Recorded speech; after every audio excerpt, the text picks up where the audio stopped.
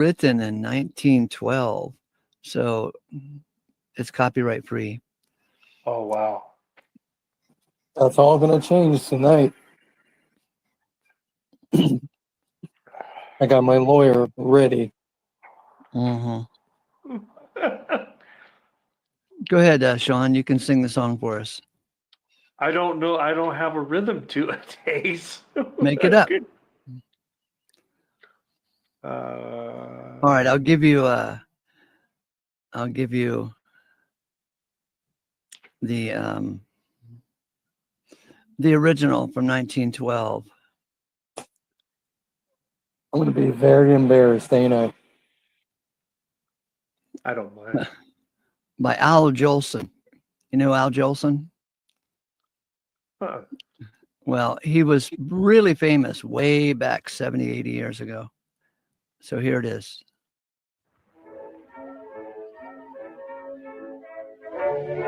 Is that loud enough? Yeah, that'll work.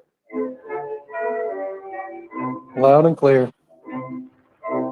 You gonna sing with me, Ram? You can do it. We can do it. I already We can do a stretched chorus. out my voice. All day long, don't on your farm, right or wrong. I can't help just what I say, for your love made me this way. Why do I feel blue? There were times when I'd laugh at you, but now I'm crying. No use denying. I'm giving this guy a run for his money.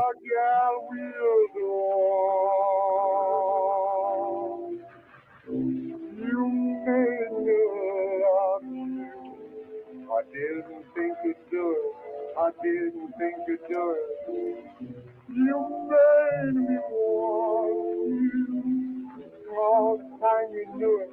All the time you knew it. You made me happy sometimes. You made me glad.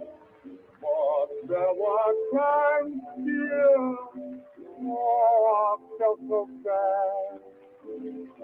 You made me cry, Mom. I didn't want to tell you. I didn't want to tell you. Some love from you. Yes, you know what you need to do. Yes, I do. Give me what I cry for. You know you got friend kisses that I die for. You know you made me love you. Whoa. You made me love you. I didn't think you'd do it. I didn't think you'd do it. You made me want you. All the time you knew it. Just all the time you knew it. You made me happy sometimes. You made me glad. That sounds like God.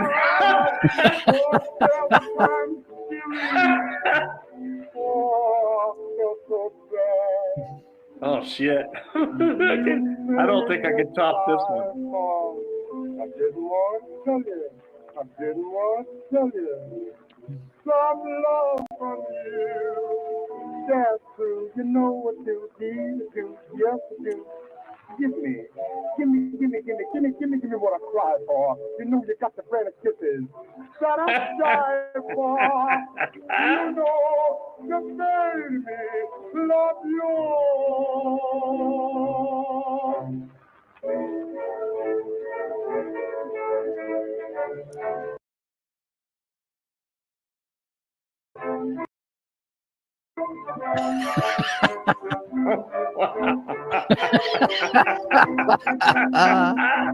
Oh my gosh.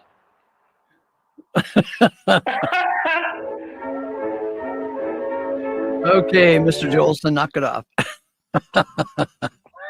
Whoa. Okay, let's see if we can find Judy Garland do it. I couldn't play that on my guitar. It'd be difficult. I could do some lead licks on it, but I don't think I could do the rhythm.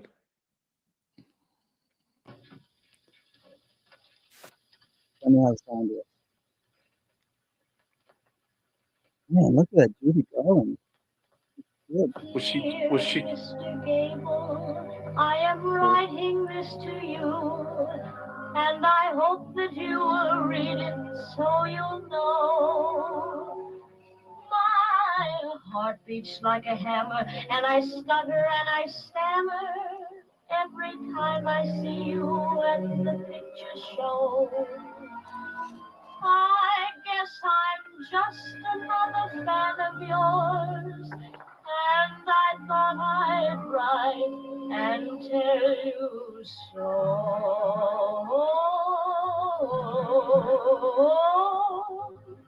You made me love you. I didn't want to do it. I didn't want to do it. You made me love you, and all the time you knew it. I guess you always knew it. You made me happy. Sometimes you made me glad. But there were times, sir, you made me feel so sad.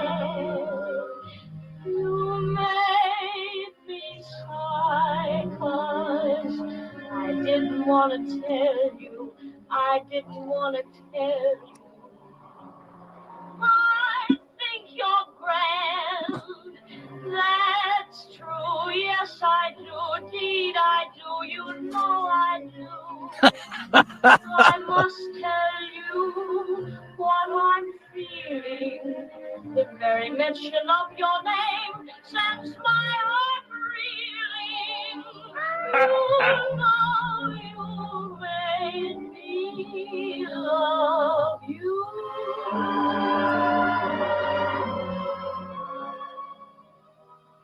Oh, gee, Mr. Gable, I don't want to bother you. I guess you've got a lot of girls to tell you the same thing. And if you don't want to read this, well, you don't have to. But I just had to tell you about the time I saw you, and it happened one night. That was the first time I ever saw you. And I knew right then you were the nicest fellow in the movies. I guess it was because you acted was so natural-like. Not like a real actor at all, but just like any fella you'd meet at school or at a party.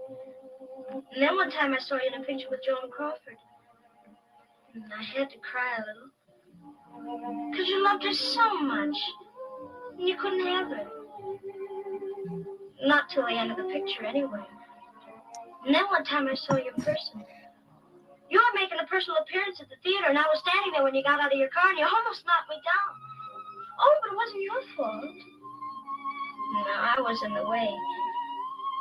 But you looked at me, and you smiled. Yeah, you smiled right at me as if you meant it. And I cried all the way home just because you smiled at me for being in your way. Oh, I'll never forget it, Mr. Gable. Honest Injun, you're my favorite actor. I don't care what happens, let the whole world stop. As far as I'm concerned, you'll always be the top. 'Cause you know you made me love you.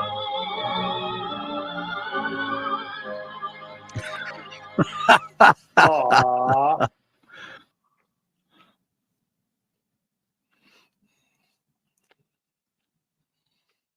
And this one is from 1951.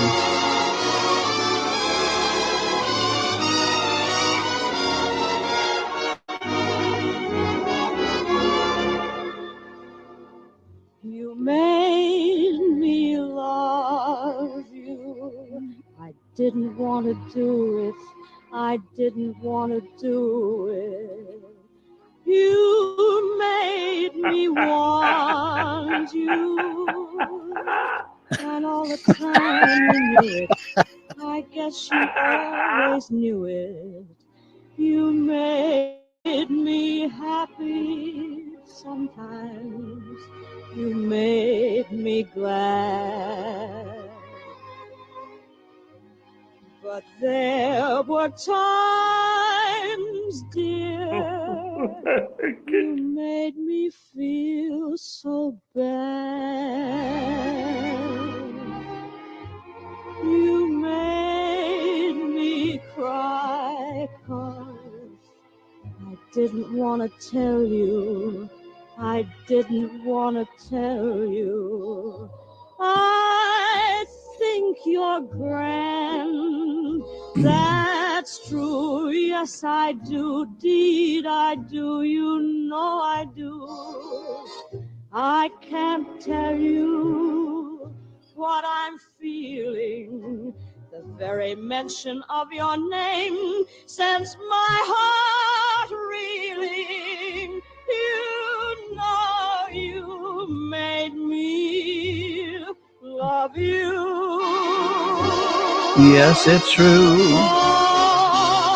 Oh, you made me cry 'cause I didn't want to tell you. I didn't want to tell you. I need some love. That's true. Yes, I do. Deed, I do. You know I do. Give me, give me, give me, give me what I cry for. You know you've got a brand of kisses that I die for. You know you made me love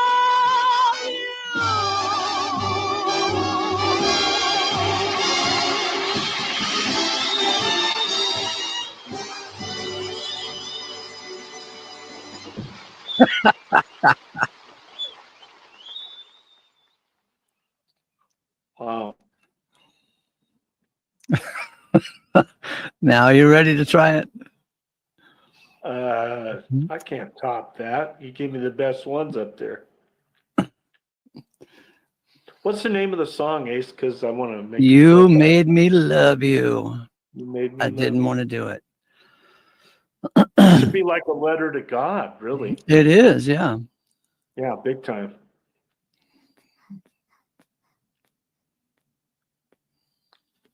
Go ahead, give it a try. Oh, Ace, it isn't going to sound anything like that. All right. Read the letter from. I suck as a singer anyway. I don't really. Unless it's rock, maybe I could sing rock music. You want me to read this? Yes. Okay, I will tell you though that I did put a post so we can give Deborah the credit. But That's fine. I put up that post about if you think you have free will, Christians consider this. Christ Jesus or Mary was conceived without her. You know what I'm saying. Anyway. Consent, yeah. Yeah.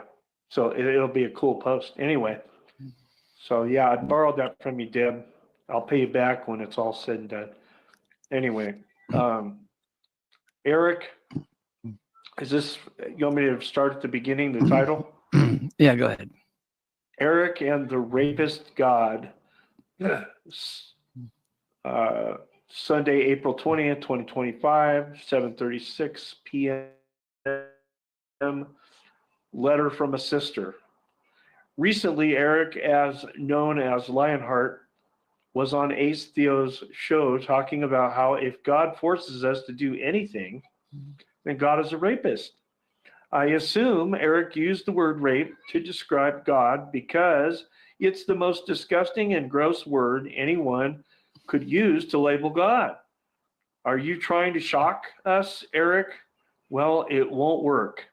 We already know who God is, and he's not a rapist. Eric's tirade about God being a rapist reminded me of a Facebook thread I was recently on, and the Christians claim that the angel asked for Mary's permission to impregnate her. I was sure that I was Wait a minute. wrong. Read that again. Okay, yeah, I Eric, see. You read it right. Go ahead. Okay, you want me to go back and reread that? Eric's tirade about God being a rapist reminded me of a Facebook thread I recently was on, and Christians claim that the angel asked for Mary's permission to impregnate her. Whoa. Ah. I was sure this was wrong, so I read Matthew 1 and Luke 1 to make sure I was right. In fact, Luke 1:30 through 31, it says, "Fear not, Miriam, for you found favor with God, and lo, you shall be conceiving and be pregnant and be bringing forth a son, and you shall be calling his name Jesus." I tried to reason with them, but they wouldn't listen. This reminds me of Eric because he said God doesn't rape, yet it sure seems as if that's not true. If Mary had nothing to say about her pregnancy, can Eric explain, or will he simply pretend that Mary did give permission like so many other Christians have done? Did God rape Adam and Eve when they were left in the garden with a forbidden tree, satanic snake, and an ignorance of good and evil? Did God rape Pharaoh when he hardened Pharaoh's heart 9 times? Did God rape Jonah when Jonah went the opposite way, God's command, and Jonah did what God wanted only because he had no choice? These are only a few examples of God getting his way and man doing his will, whether they wanted to or not. God does a father rape his child when he forces the child to do his chores, clean his room, do his homework, etc.? Does a mother rape her child when she tells the child to pick up his dirty clothes, take a bath, and walk the dog? A parent does these things to get the child to be a better person and take accountability for his actions. God doesn't need our permission to do anything. He does all things by the counsel of his will. Ephesians 1:11. For his achievement are we, being created in Christ Jesus for good works, which God makes ready beforehand, that we should be walking in them. Ephesians 2:10. For it is, go ahead, Ace. No, you do. Oh, I thought you wanted to say something. Nope. For it is God who is operating in you to will as well as to work for the sake of his delight. Philippians 2:13. Eric can mock God all he wants, but God's will be done. And that means God doesn't ask anyone for permission to do what he wants us to do. So, Eric, get your head out of the sand and look at scriptures more closely, as you are just a man and God can make you do anything he wants you to do, and he'll let you think. He'll let you think it was your will.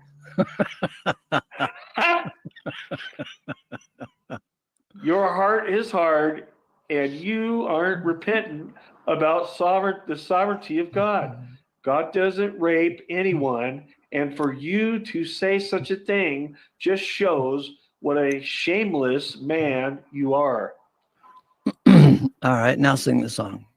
Okay, lyrics by John, whatever, Feltis? Yeah. I've been worried all day long. Don't know if I'm right or wrong. I can get help just what I say, 'cause your love made me this way. Why, oh, why was your blue? Was you blue? There were times when I'd laugh at you. But now I'm crying. No use in denying, 'cause no other gal will do. You made me love you. I don't think you do it. I didn't think you'd do it. Oh, yeah. I didn't think you'd do it. I didn't think you'd do it. You made me want you, and all the time you knew it. I guess you always knew it. You made me happy. Sometimes you made me glad. But there were times, dear, oh, I felt so bad. You made me cry, for I didn't want to tell you. I didn't want to tell you. The love from you. Guess who knew? Guess you knew. No, I do. See, I do. Yes, I do. Give me, gimme, gimme. Uh-oh, that doesn't sound right. Gimme, gimme, gimme. What I cry for, you know, you got the kind of kisses that I die for. You know, you made me love you. You made me love you. I didn't think you'd do it. I didn't think you'd do it. You made me want you all the time. You knew it. Yes, all the time. You knew it. You made me happy. Sometimes you made me glad. But there are times, dearie, I felt so bad. You made me cry. I didn't want to tell you. I didn't want to tell you. The love from you. Guess who you know I do. Guess, yeah. See, I do. Yes, I do. Gimme, gimme, gimme, gimme. Gimme, gimme, gimme, gimme. What I cry for. You know, that's fucking hilarious. You know, you got the brand of kisses that I die for. You know, you made me love you.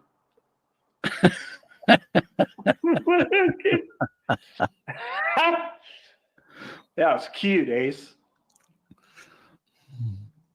Oh my God. I guess I got up here to look like a fucking idiot. You slid it in. made me love you. I didn't want to do it. I didn't want to do it. That's funny. That is cute.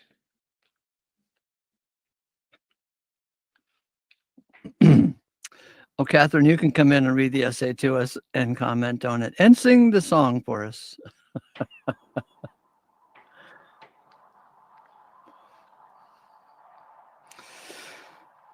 Boys and girls, we have a wonderful God who is operating all things according to the counsel of his will. And it looks like a shit show at the moment. Yes, it does. But thank the Lord that it does, because otherwise, when he clears up the mess, we'll be able to say, wow, it's really cool. When God becomes all in all, man, won't we have some stories to talk about? And all knowledge is a comparison of contrasting values. You cannot know that God is good until you are somewhat acquainted with evil. And God is making sure that we are all acquainted with some degree of evil in our lives, even if it's such innocent evil as hemorrhoids or toothaches or heartaches or confusion or doubt.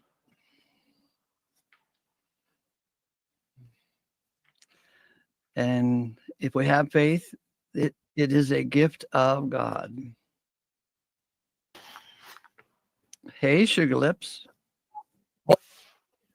Yeah. Say it again. Hi, Ace. Hello, Hi. Eagle. I couldn't resist. Oh my gosh. I couldn't resist coming in and Do you want to sing the song first, or do you want to read the letter first?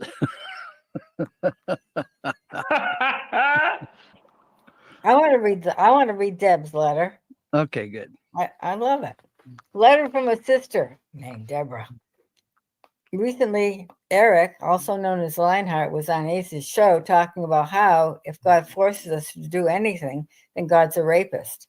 I assume Eric used the word rape to describe God because it's the most disgusting and gross word anyone could use to label God. Are you trying to shock us, Eric? Well, it won't work. We already know who God is, and he's not a rapist. Eric's tirade about God being a rapist reminded me of a Facebook thread I recently was on, and Christians claim that the angel asked for Mary's permission to impregnate her.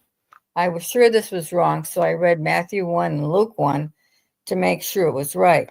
In fact, in Luke, it says, "Fear not, Miriam, for you found favor with God. And lo, you shall be conceiving and be pregnant and be bringing forth a son, and you shall be calling his name Jesus." I tried to reason with them, but they wouldn't listen. This reminds me of Eric because he said God doesn't rape, yet it sure seems as if that's not true if Mary had nothing to say about her pregnancy. Can Eric explain this, or will he simply pretend that Mary did give permission, like so many other Christians have done? Did God rape Adam and Eve when they were left in a garden with a forbidden tree, satanic snake, and ignorance of good and evil? Did God rape Pharaoh when he hardened Pharaoh's heart 9 times?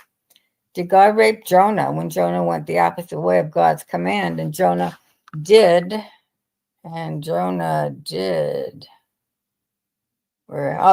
What God wanted, only because he had no choice. These are only a few examples of God getting his way and man doing his will, whether they wanted to or not. Does the father rape his child when he forces a child to do his chores, clean his room, or do his homework? Does a mother rape her child when she tells the child to pick up his dirty clothes, take a bath, or walk the dog? A parent does these things to get the child to be a better person and take accountability for his actions. God doesn't need our permission to do anything. He does all things by the counsel of his will. For his achievement are we, being created in Christ Jesus for good works, which makes God ready beforehand that we should be walking in them.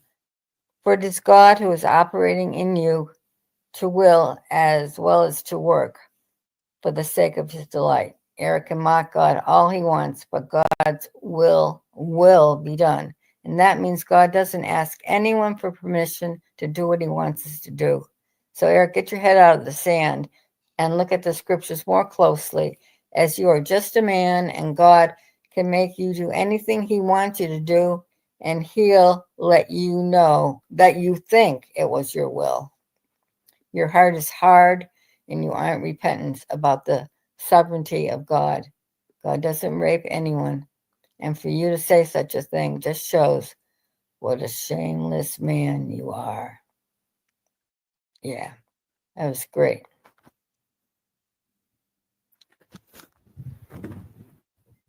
You made me do it. Go ahead. I don't know the beginning of that song. They call that the intro. So go down to the actual song. Want to sing it together, Donna? We'll start at the top. Not the no, because I don't know yes. You made me love you. I didn't think you'd do it. I didn't think you'd do it. You made me want you, and all the time you knew it. I guess you always knew it. You made me happy sometimes. You made me glad. But there were times, dear, oh, I felt so bad. You made me cry, for I didn't want to tell you. I didn't want to tell you. The love from you, guess who? You know I do. See, I do. Yes, I do. Gimme, gimme, gimme what I cry for. You know you got the kind of kisses that I die for. You made me love you. You know, you made me love you. And I can't sing anymore. Donna, that was I awesome. like the gimme at the end, though. The multiple gimmes are good. I can't carry a tune anymore for the past 5 years, but that was song, great. my father sang that to me all the time, and now I sing it to my Father in heaven. Oh. My dad loved the old Al Jolson songs. He was called the jazz singer. Yes, he was.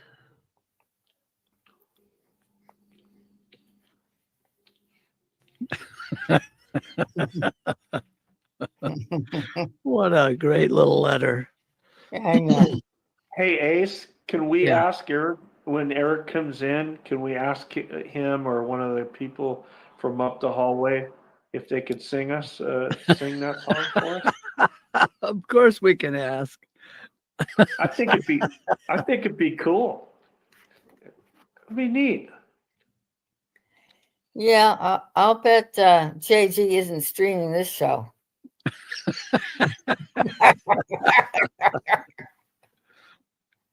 You know? Yeah.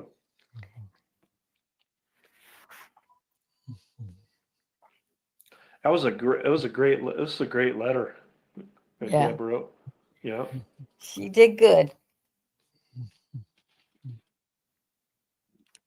So I'm just trying to figure out which one's Trifina and which one's Trifosa.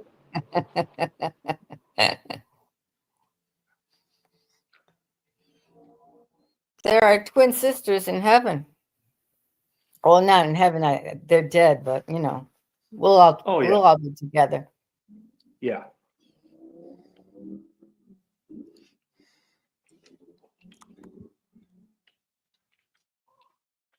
Ace, this is a cool show today.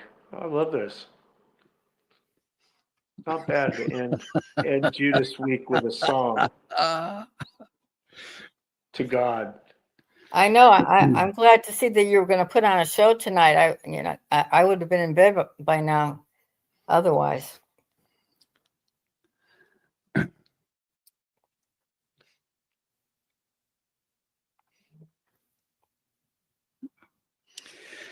Yeah, so Eric was using this rapist business because he's so in love with human free will. And of course, all the free will Christians, they have this little catchphrase that God is a perfect gentleman and he would never force himself on you. And when I first heard that catchphrase, man, I thought, ooh, that's real spiritual. Yeah. Yeah. And I embraced it and spoke about it, from time to time, way back in the 70s.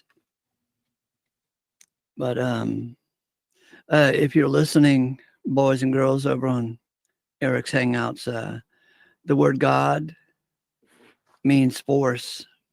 There is no greater force than God. The Hebrew word for God is subjector.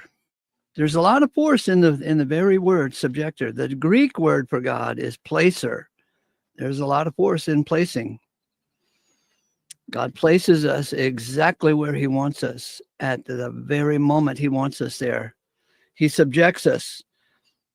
And the word subjection, we can see it in 1 Corinthians 15, 20-28. At the end of that paragraph, it says that all will be subjected under Christ's feet, and then Christ will subject himself to God.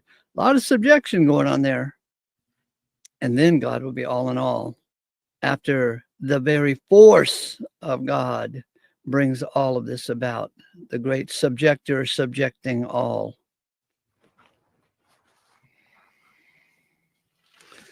And then this little comment, there's not much free will in receiving CPR. You know that all about that, don't you, Sean Eagle? Yeah.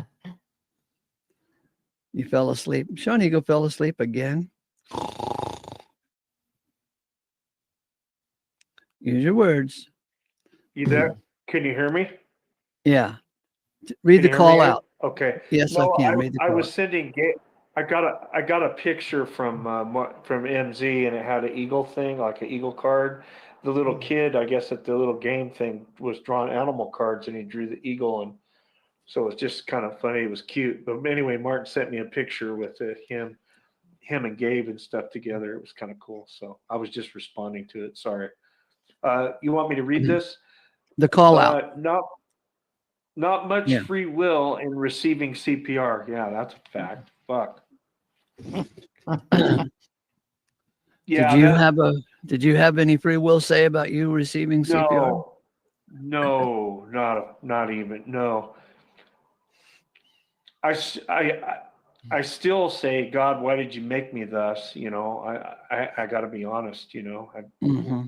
you know what I mean. What was the purpose in this? I guess the lesson is, you know, even though it was 2 minutes, which people say I wasn't clinically dead until about 8 minutes, or my brain shut down. But I didn't know anything, though. I have to say, honestly, if there was 2 minutes in there that I was dead, you know, I did not know anything when that thing occurred. I woke up to a room full of people, and they were early responder people. And then immediately the next day, they got me to the procedures. So it was really an amazing thing. And I saw my best friend of 22 years the night before. So it was really cool. Anyway, I'll shut up now. I went too much into it. I'm just glad to be here amongst you guys. So it's a blessing. Yeah, not much free will in receiving CPR. Yes, in our favorite passage over there in Romans 11:36, all is out of God and through God and for God. And it takes a while. I mean, if you spend any amount of time in regular Christianity, Romans 11:36 is invisible, absolutely invisible to you, because you've got this idea that not all is out of God. Some things are out of Satan. Some things are out of the men's wicked heart. I mean, as if God is not in control of his creation. He's lost control of it somehow. And he's just doing the best he can to patch things up. But if you can, when you get to the point of seeing that all it really is out of God, even the tears, the hot tears that we go through, it's not easy to go through the hot tears. But one day, when God makes all alive in Christ, through the instrument of Christ, wow, then those hot tears, we maybe can say they'll turn to tears of joy, and we will understand and give God praise on that day, on the day that he gives us a round of applause as well. From 1 Corinthians chapter 4, verse 5, judge nothing before the time. Judge nothing before the time, for the day will come when all will have praise from God. I just saw in the chat that they are streaming this on JG's show now. Okay, let's read it to him again. Go ahead. You want me to read it? Sure. A letter from our sister, Deborah. Recently, Eric, also known as Lionheart, was on Ace Theo's show talking about how if God forces us to do anything, then God is a rapist. We can stop right there and go, what? Yeah. Because God forces us to be born. And Yeah. some of us, like we had discussions most recently, some of us are premature births. Nobody has a free will about a premature birth. Not the baby, not the mama, not the daddy, not the doctor. God is doing all these things. I love this. I assume Eric used the word rape to describe God because it's the most disgusting and gross word anyone could use to label God. Are you trying to shock us, Eric? Well, it won't work. We already know who God is, and he's not a rapist. Eric's tirade about God being a rapist reminded me of a Facebook thread I recently was on, and Christians claim that the angel asked Mary's permission to impregnate. That just doesn't sound right when I read it. What the hell? I was sure this was wrong, so I read Matthew 1 and Luke 1 to make sure I was right. In fact,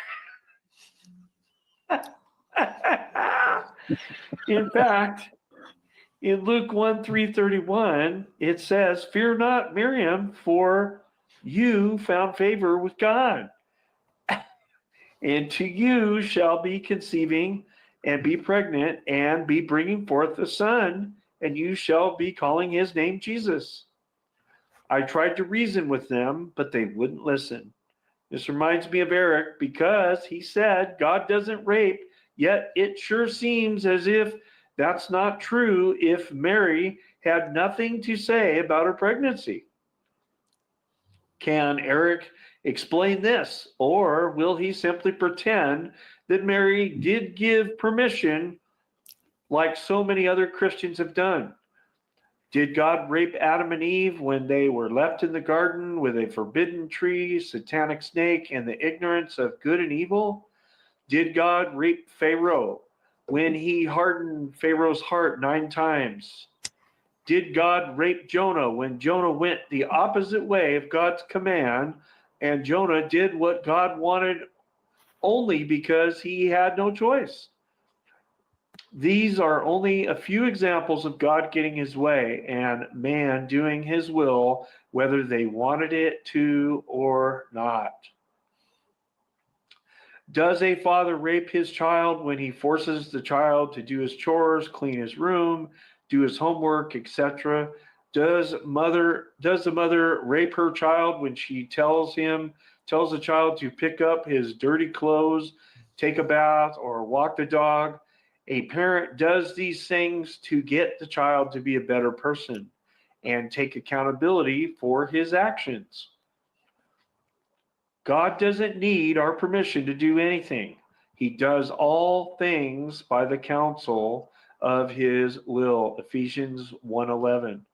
For his achievement are we, being created in Christ Jesus for good works, which God makes ready beforehand, that we should be walking in them. Ephesians 2:10. For it is God who is operating in you to will and as well as to work for the sake of his delight. That's Philippians, right? Mm-hmm. Am I right? Philippians Yes. 2:13. Yes. Yeah, I said Philemon earlier. I'm sorry about that.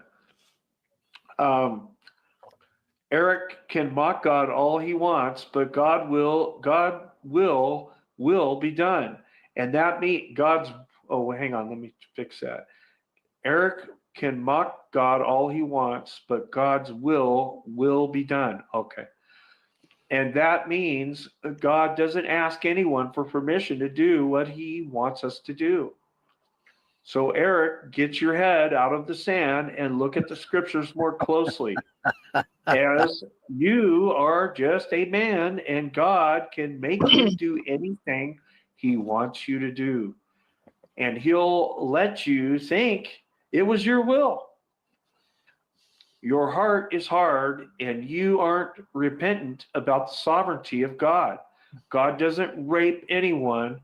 For you to say such a thing just shows that a shameless man you are. You Whoa. made me love you. I didn't I want didn't to want to do it. I didn't want to do it. Whoa. Yeah, you made me do it.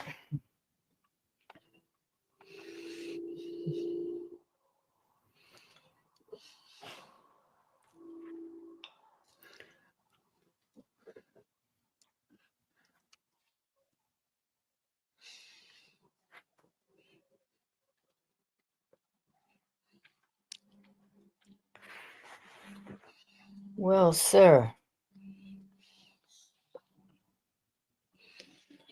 How lovely. Yeah. Lovely end to the day. Mm-hmm. So that 1 Corinthians 4:5. So that be not judging anything before the season till the Lord should be coming, who will also illuminate the hidden things of darkness and manifest the counsels of the heart. And then applause will be coming to each one from God. Holy smoke.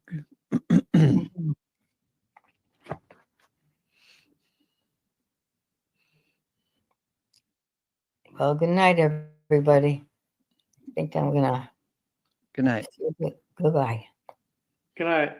Bye, Good Donna. night.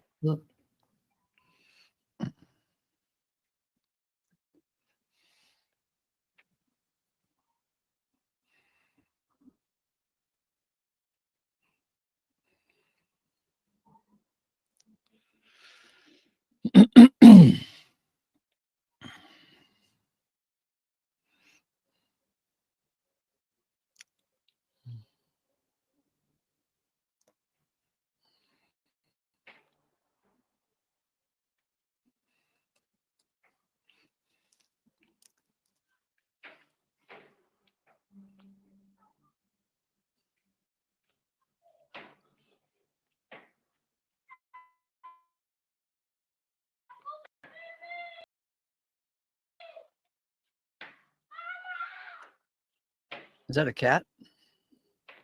Yeah, it's out front in the parking lot. There's kids out there playing out in the parking lot. I was thinking I should get a remote control, like a little Jeep or a truck or something like that, because it's kind of like a huge parking lot. It's a county parking lot. They park a lot of their cars out front there, but on the weekend it's completely there's nothing out there, no obstructions. It'd be kind of cool to race around in a little, but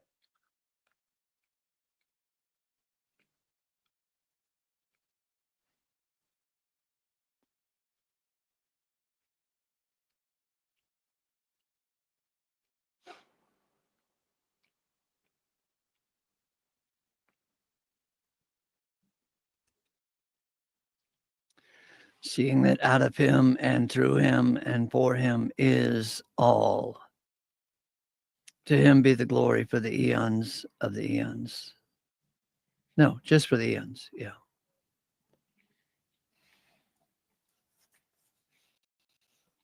To him be the glory for the eons. That would be all of the eons. Even the first 3 evil eons and the last 2 good eons. To him be all the glory. five. All 5 of them, yeah.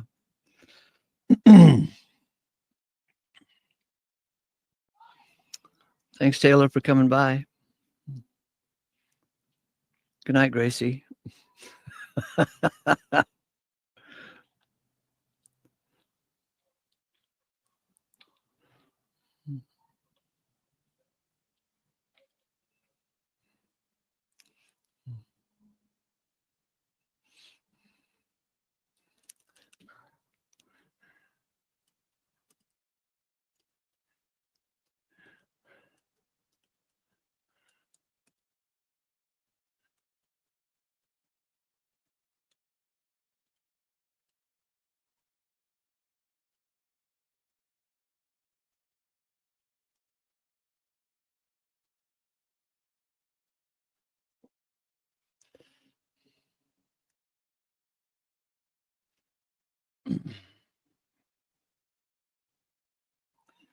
The placer and the subjector.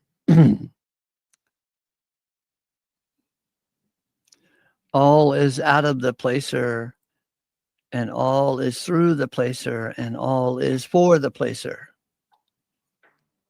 To the placer be the glory for the eons. Amen. Okay, we'll use the word subjector, seeing that out of the subjector is all, and through the subjector is all, and for the subjector is all. To the subjector be the glory for the eons. Amen.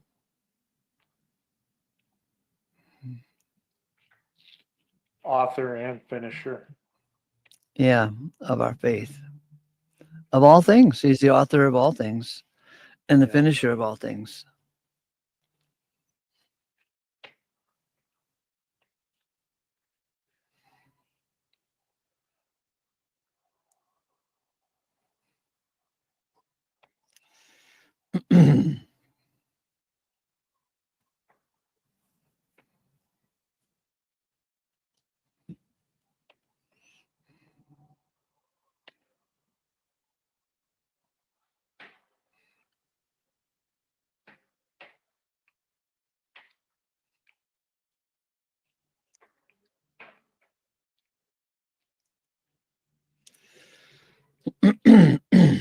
Okay.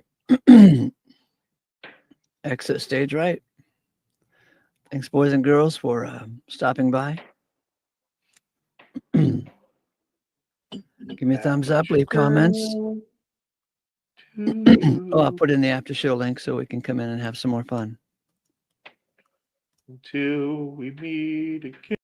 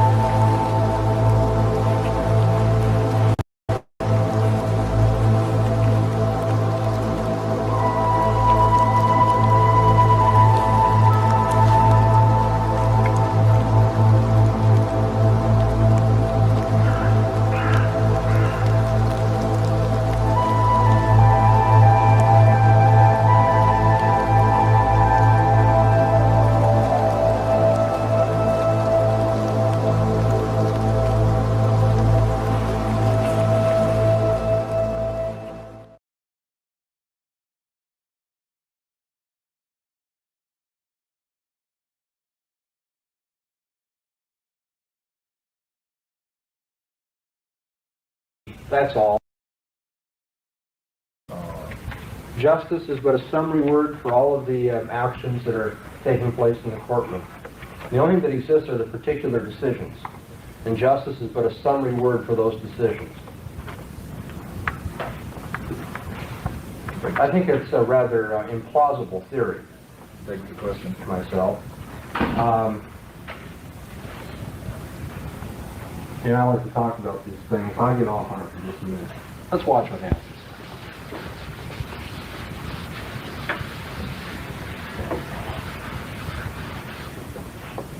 Does cowness exist?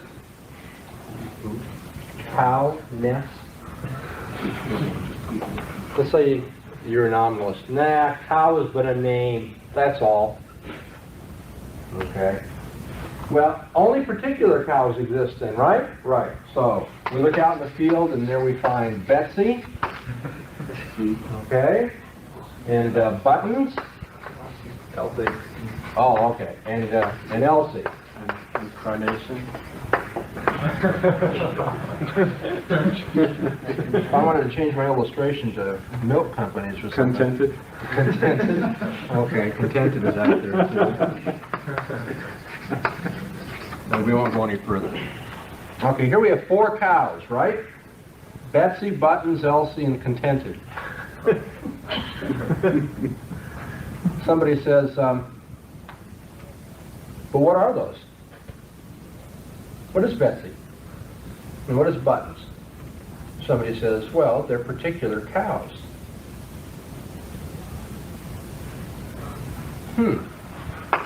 This one's a cow? Yeah. This is your nominal, so what's that one? Oh, that one's a cow? Okay, particular, and that one's a particular cow? Okay, and this one's a cow? You say, oh, that's what they have in common. They all have the word cow used of them. That's right, just the name. All right, now put on your thinking caps and be very analytical. How many words do I have up there on the board on the extreme right column? 4. 1. No, 4. Or which is it? 1 or 4? 3? How many words are there up here? If the nominalist says that there is one word up here, what does he grant? That there is a universal, the word cow. But we thought abstract universals didn't exist. What he wants to say is there's a chalk mark here, a chalk mark here, a chalk mark here, a chalk mark here. He can't say they're the same word. To say they're the same word is to say that there's a universal, the word cow. You see how implausible the theory of nominalism is? Because he has to say these are the same word. They don't even look the same. My handwriting's terrible. But even if they looked the same, what would it mean to look the same? What is sameness of appearance? Unless there's a universal by which you identify 4 things as being similar. And so you see the nominalist transfers the question to the oneness and manyness of words, away from the oneness and manyness in the world, but he doesn't escape the problem. And what's the problem with realism? Well, of course, I think you all feel there's something wrong with the idea of, if I go along this row here and kick every chair, you know, I kick chair 1 and kick chair 2, kick chair 3 and kick chair 4, and now whammo, I kick chairness. Okay? Plato is arguing with David Hume. Okay, great moments of the past. Okay, you can you kind of reconstruct this thing in your mind. And here's Plato, and how are they going to argue with each other? Okay, David Hume brings forth his argument for the fact that only concrete particulars exist. Now, Plato is going to say, your nominalistic epistemology is wrong. He says, you're arguing on the basis that general terms are only names, and that's all. They don't denote anything in reality. And that nominalistic epistemology is wrong, Plato's going to say, because there are abstract universals that you're not taking into account. And so then Plato gives his argument, right? And then David Hume sits there and he goes, That can't be right, because you see, your argument for realism, for the existence of these things, is wrong because only concrete particulars exist. Because your realistic epistemology is wrong because only concrete particulars exist. Plato's epistemology was one of intuition, if I can put it very briefly. Plato says we intuit the forms. We intuit. But you see, this intuitional epistemology will not sit well with this empirical epistemology. Hume was an empiricist. He said anything we know because of our senses. We know it because of our senses. Plato says it isn't because of my senses. I don't sense duckness. I intuit duckness. Hume, okay, let's go through the argument.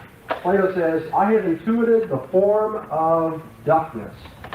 Hume says, prove that you've intuited the form of duckness, that there is such a thing as duckness. Plato says, okay, I prove it because I'm now intuiting it. Hume says, well, you're obviously wrong because to prove it means to give sensible evidence of it, not reasonable. Sensible in the sense of tactile. I can touch it, see it, smell it, whatever. Okay, so Plato's metaphysic is challenged by Hume's epistemology. It says you can't prove that abstract universals exist because you can't touch them. On the other hand, Plato says you can't prove that only concrete particulars exist because intuition tells us otherwise. Why did Plato hold to an intuitionist epistemology? Because he held to a realistic metaphysic. Plato held to intuition because he believed abstract universals exist. Hume, on the other hand, held to an empirical epistemology because he believed only concrete individuals exist. His metaphysic determined his epistemology, and his epistemology determined his metaphysic. And one stroke, you see, these two have to go together. You don't have a combination of these two views. You don't have an intuitionist epistemology when you think only concrete particulars exist. Because if only concrete particulars exist, you haven't got anything to intuit. On the other hand, if you believe that abstract universals exist, you're not going to hold to an empirical standard of truth, because there's something that goes beyond our senses. And what am I getting at? Worldviews are ultimate. One's epistemology, his theory of knowledge, and one's theory of reality are going to supplement and support each other. They're going to determine each other. Let me give you another example. Maybe one that's a little bit easier to follow than this technical question in the history of philosophy. You have two general approaches to philosophy. One might be called the outsider approach to philosophy, and the other the insider approach. The outsider or objective observer approach to knowledge. And then you have the insider passionate participant approach to philosophy.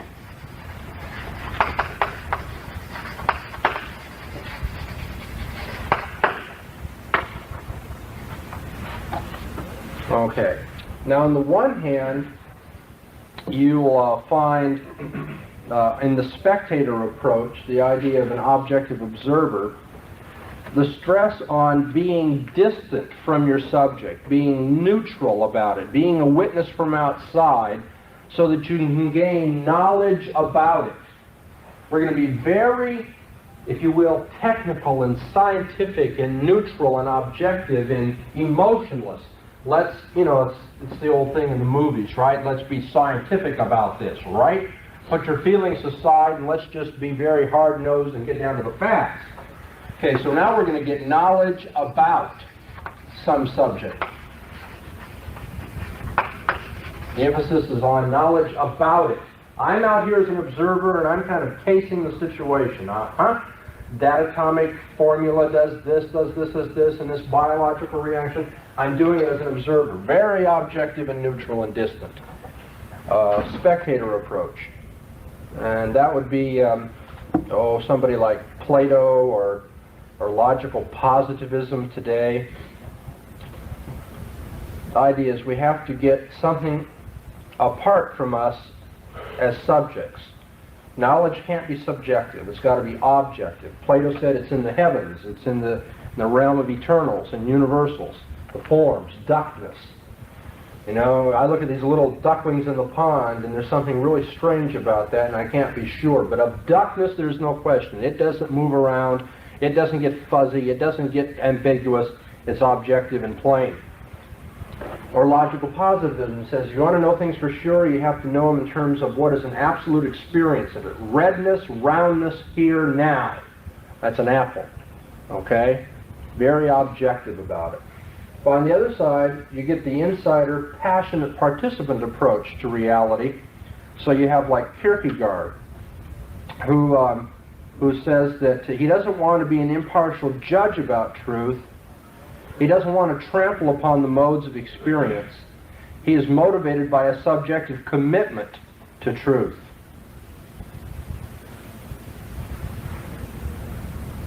Okay, so here the insider doesn't want knowledge about things, he wants knowledge of things. He wants an experience of things. He wants to be encountering things.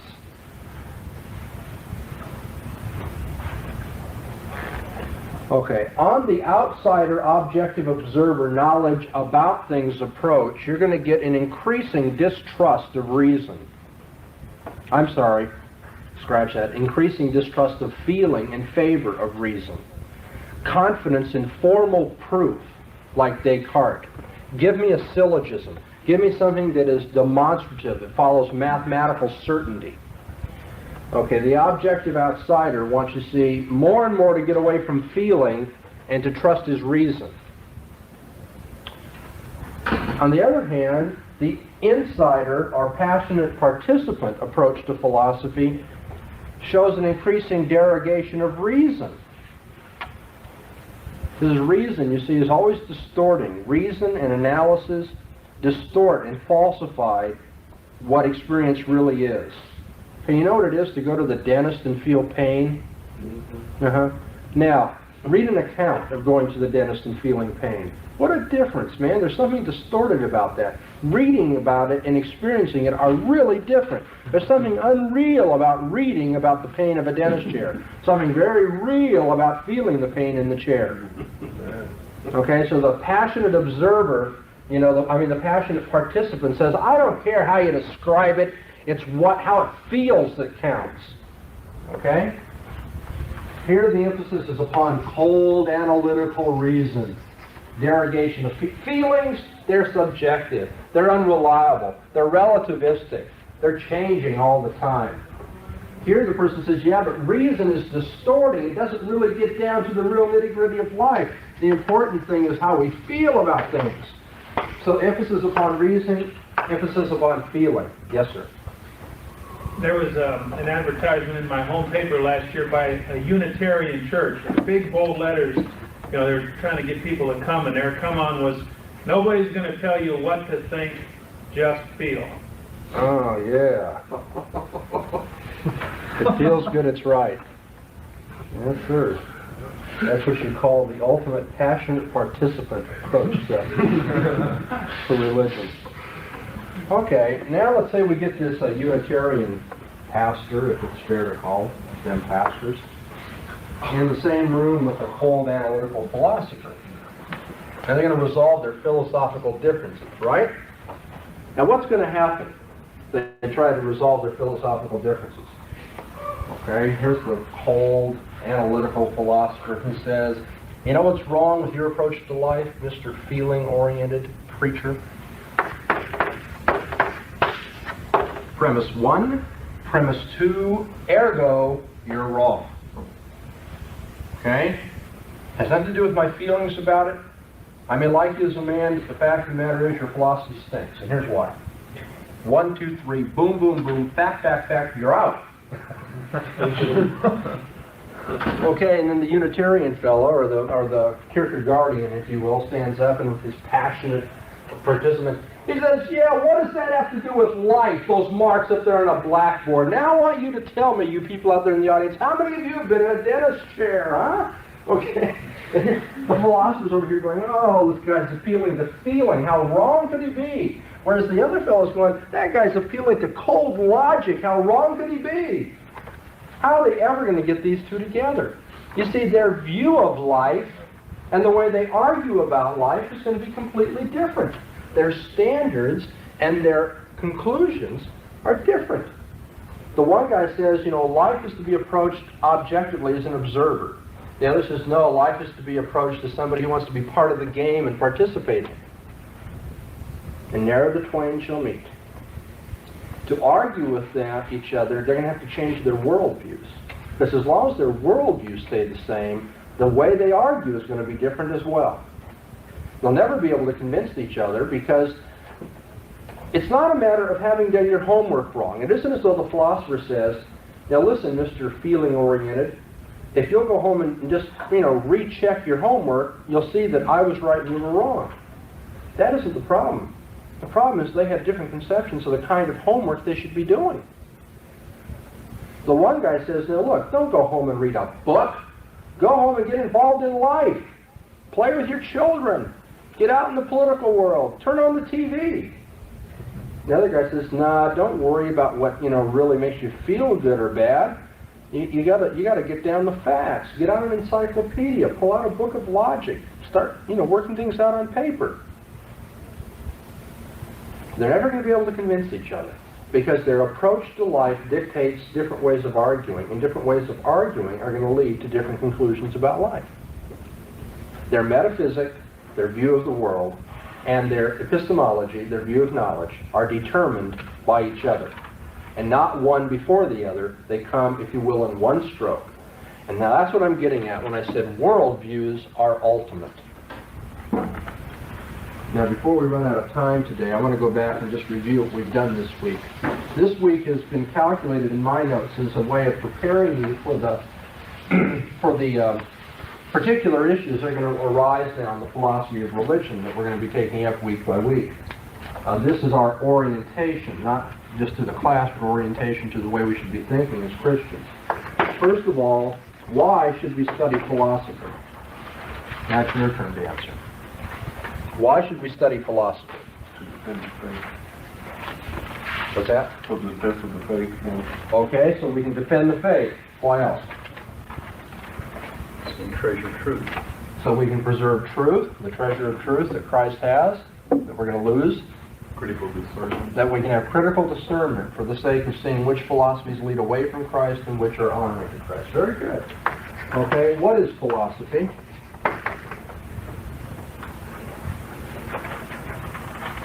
I don't care if you look at your notes. You don't have to do it from memory, but I would like us to review together before our time gets away.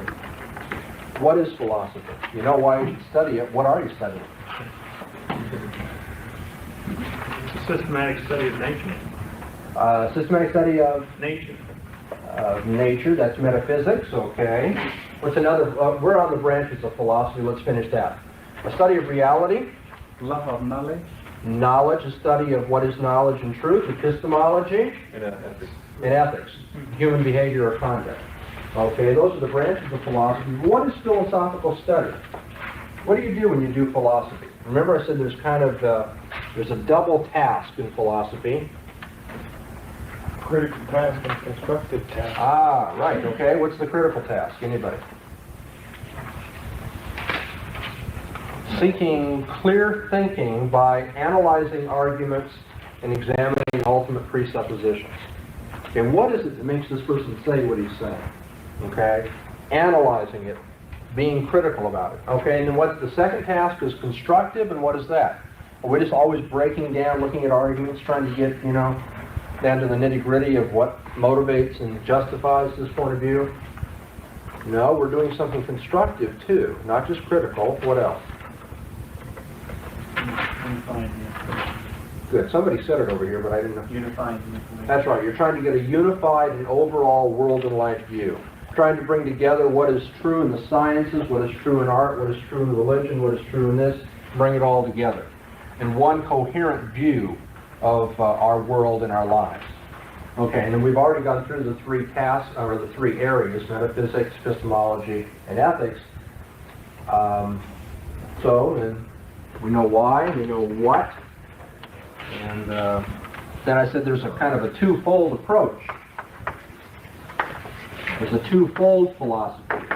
And what are the two basic philosophies? True and false. Yeah. That happens to be the way I put it, by the way. Okay, now let's get a little more detailed, and then a little more detailed after that. We can also say what about it? Christian, non-Christian. That it's Christian and non-Christian. Okay, now say something about the Christian view over against the non-Christian view. Characterize them generally. Christian attempts to answer those questions of philosophy humbly before God and according to God's revelation. Ah, very good, very good. And by contrast, the non-Christian approach? Tries to do that. That's right. Without reference to God. That's right. Suppressing the truth and being self-sufficient. That's what you meant. Yeah. That's right. Okay. And then we said, after we looked at the twofold approach to philosophy, there's a dialectical tension in unbelieving philosophy. Can somebody just generally characterize that dialectical tension? We know why we're doing this, we know what we're doing, we see there's two ways to go, and now we're trying to say you don't want to go this way because of dialectical tension. What is that tension? Yes and no. Yes and no? Okay, yes and no to what? Rationalism, irrationalism? Okay, what do we mean by rationalism and irrationalism? A little bit louder. My mind is the definite thing that knows all, yet it doesn't know everything. Okay, that's right. That's one good way of putting it. How about atomism, monism, another way of expressing it? Yeah. What's that? Atomism, monism. Two different approaches to explanation. Atomism is the particles that go into the whole. Yeah, okay. Explaining the whole by the part. Part. And monism. Just the opposite. That's right. Explaining the parts by the whole. Very good. Both of them lead to what? I had my I'm not in the game. I'm going to ask a question here. Okay. Let's get the answer to this question. To mysticism, because as a matter of fact, the whole is too big to characterize, so we have to just know it intuitively, or the little atom can't be divided any further, so it can't be explained. So you finally end up in mysticism, and that's just another way of saying a rational-irrational tension. First, we got to know things by the standard of our mind, but then we have to give up and admit we have to intuit mystically. Yeah, you had a question. Yeah, I was wondering about your approach to the two take-home exams. If you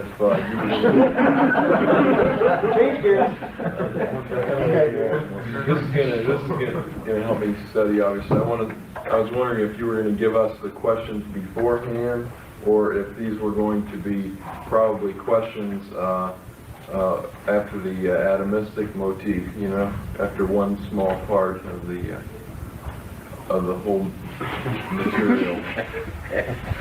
There'll be both. I'll be asking you questions in detail about your reading and about my lectures.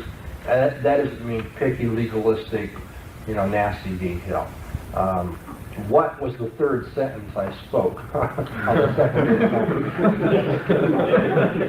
No, I'll probably ask you details like illustrate the dialectical tension, unbelieving thought in terms of monism and atomism. Detail that way. But then I'll also be asking you, if you will, overall questions of evaluation. Like when we get done here, then you'll have a basis for what am I trying to accomplish here? If you look at each unit of thought and say, why did we go over all that? Okay? Now just in one stroke, let me put the fifth and final thing of our discussion up here, the ultimacy of worldviews.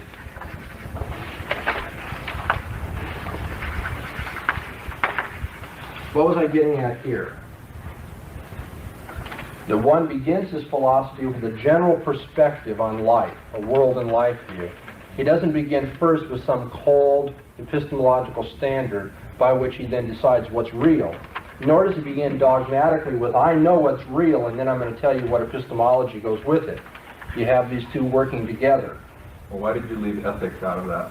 Oh, just for the sake of time. We could have done it, we could have illustrated it more elaborately and with greater complexity by including ethics. Okay, then. As a matter of fact, I think ethics is what motivates a worldview.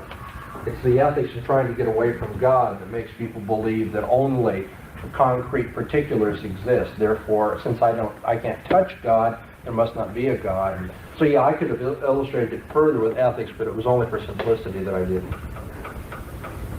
Okay. A world and life view is one's ethical, metaphysical, and epistemological outlook at its most fundamental presuppositional level. But I just didn't happen to have time to go into ethics. In fact, I'm going to run out of time here if I don't hurry on. The ultimacy of worldviews is everyone begins with a combined perspective and not with one moving on to the others.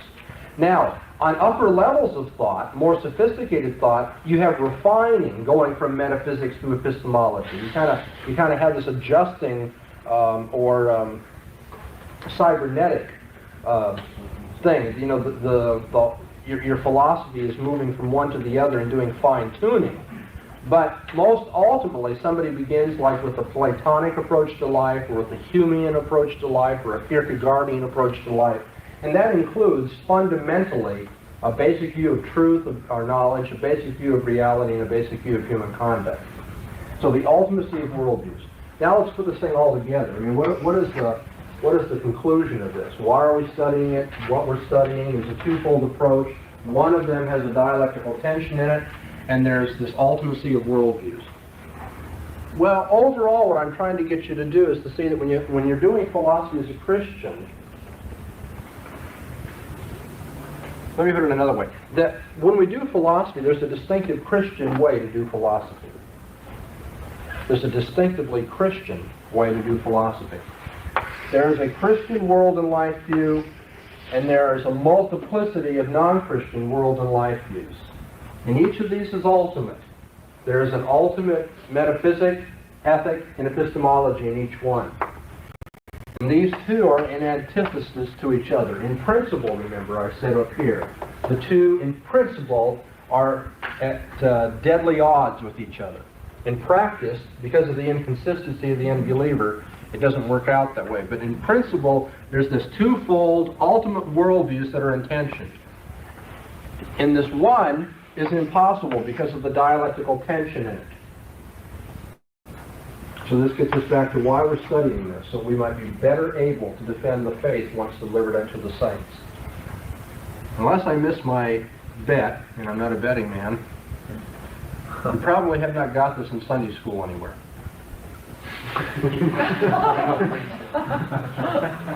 But there's no reason under the sun why we couldn't be working toward the day when the people who go to college know very well that when they approach naturalistic evolutionary thought or materialism in their philosophers, if they know why they're going to approach it and the way they're going to, the twofold approach, that is, if they know the presuppositions that inform them as Christians, then they're going to be prepared, you see, to keep mature Christian commitment that is intelligent. Not mature commitment because we say, yeah, we learn one thing in the university, but we go over here to the prayer meeting and have a different experience. Intelligent and mature Christian commitment. Okay, it's not just for the sake of those going to college, it's for our sake too. We need to realize that God has to purify our thoughts and help us moment by moment every day learn to bring every thought captive to the obedience of Christ. And that is the reason we've been studying this, so we can learn to presuppose and to reason in terms of our presuppositions as Christians. Thank you.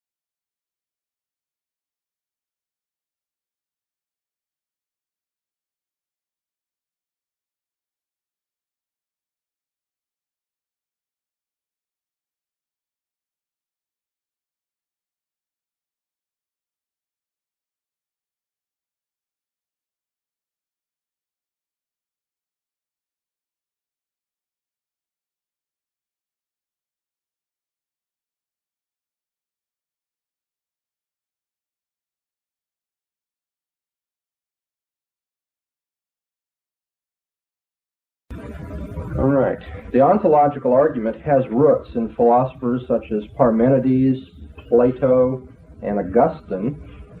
It is an argument that was rejected by Thomas Aquinas as not being grounded in any kind of appeal to experience or facts of the world.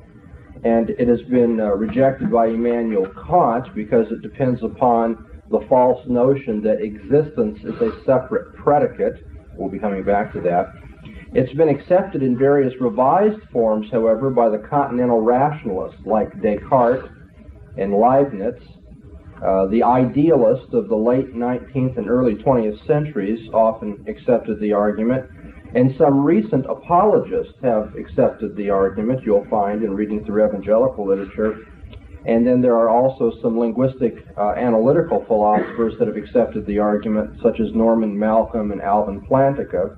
Certain process theologians and philosophers also do so. So it's an argument that's by no means eccentric. It has a long and illustrious past. Many people have accepted it. Many more, perhaps, have rejected it for various reasons. The ontological argument does not, like the cosmological or teleological arguments, portray itself as a philosophical and rigorous expression of what are common intuitive arguments for the existence of God. Okay, if I argue the cosmological argument, I may have to give philosophical precision and get rather sophisticated in the argument. But what I'm getting at is pretty much understood by most people on the basis of common sense and intuition. Okay, everything has got to have a cause. What's the cause of the world as a whole? Now, a lot of people think in this way, whether they can think rigorously and give it philosophical expression or not. Somebody says, look at the order round about us. Now, how is it that this world has this feature of order and purpose if there isn't a God that gives it order and purpose? That's a common teleological argument. And again, we may try to give it precise philosophical expression, but most people in the street understand the general thrust of the argument. That is not true of the ontological argument. The ontological argument does not explicate what is a common and intuitive notion about the existence of God. It is the product purely of philosophical reasoning and thought. And to complicate matters, not only is this not simply putting rigorous expression to a common idea, that is the thrust of which is felt by most people, it doesn't appeal to facts about the world. The ontological argument doesn't say, now look, if you'll just understand the world better, understand these facts, if you just reason from these known premises from your experience, you'll be able to deduce the existence of God. It makes no appeal to facts about the world. It is what we call a purely a priori argument. It's purely a priori because it makes no appeal to experience. It doesn't say, now look, you know from your experience that everything has a cause, or you know from your experience that there's order in the world. What it argues is that just from the a priori investigation of a certain concept, without appealing to experience, you can know that God exists. God's existence is to be proven by the ontological argument by an appeal to reason alone. Now you may notice in your reading assignment on page 13 how Anselm, when he stated this argument, made the following claim about it. He says, why then has the fool said in his heart, there is no God? Psalm 14, verse 1. Since it is so evident to a rational mind that thou dost exist in the highest degree of all. Why? Except that he is dull and a fool. Very strong words. Anselm says, it is evident to the rational mind that God exists, just from the very concept of God. It is evident to the rational mind that God exists, and only those who are dull and foolish are going to deny it. So if you're thinking clearly at all, you've got to think that God exists. That's what Anselm wants to claim. So he's claiming a very high degree of certainty by appealing to reason alone, saying that only those who are unreasonable deny the existence of God as he is portraying it. Well, we're going to be looking at Anselm's classical case for the ontological argument. Anselm, of course, is a well-known Christian saint of Canterbury, whose dates are 1033 to 1109. Anselm was influenced philosophically by Plato and Augustine more than anybody else.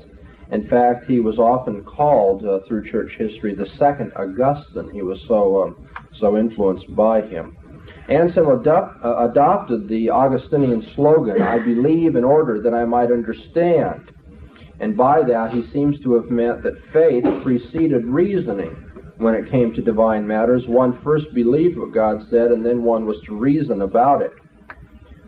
Yet elsewhere in the writings of Anselm, you don't find a purist position on that notion of letting faith precede reasoning.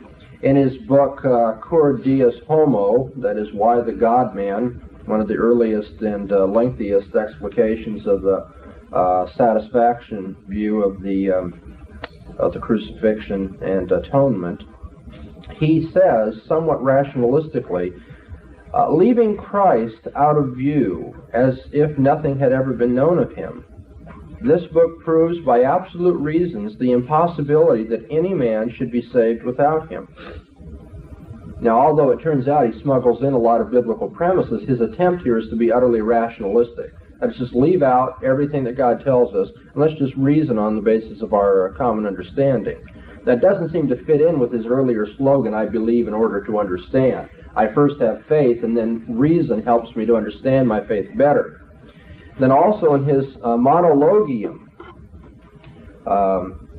he gives certain rational arguments for the existence of God, for the unity of the nature of God, very much similar to those of Thomas Aquinas a few years later. And so what I'm trying to get across is that Anselm attempts to be Augustinian and to hold very purely to this presuppositional idea that reasoning is founded upon faith. However, he is inconsistent in that. Well, then we come to the proslogium, in which the ontological argument is found.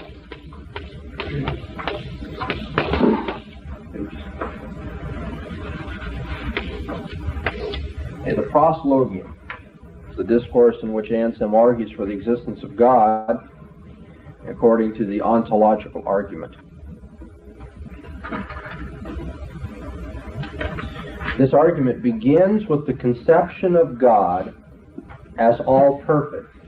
Begins with the conception of God as all perfect, and then reasons from the very nature of God to the necessity of his existence.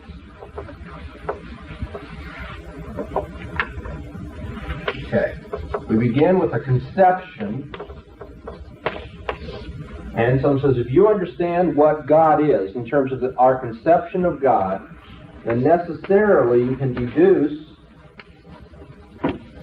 God's existence. From the conception of God, we can prove the existence of God, and that is what is at the heart of the ontological argument. God's existence is entailed by his very nature.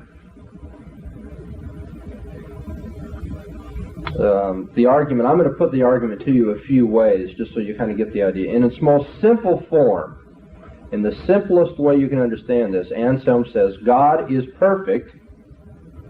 Perfection entails existence. Therefore, God exists. Okay? God is perfect. Perfection entails existence. Therefore, God exists.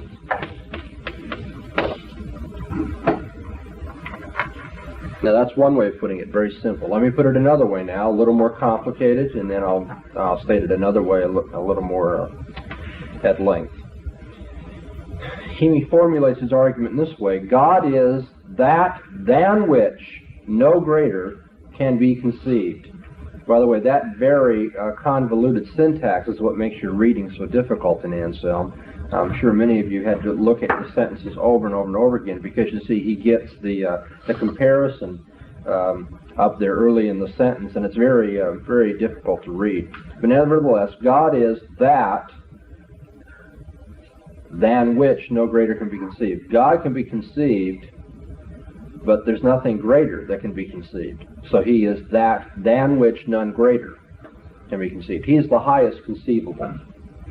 Okay, he's the greatest conceivable thing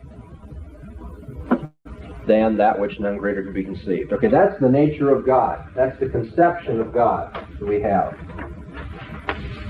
No greater is conceivable. He is the no greater is conceivable. One. God is then that which none greater can be conceived. Now, and some reasons, a God who exists outside of the mind is certainly greater than one who exists only in the mind.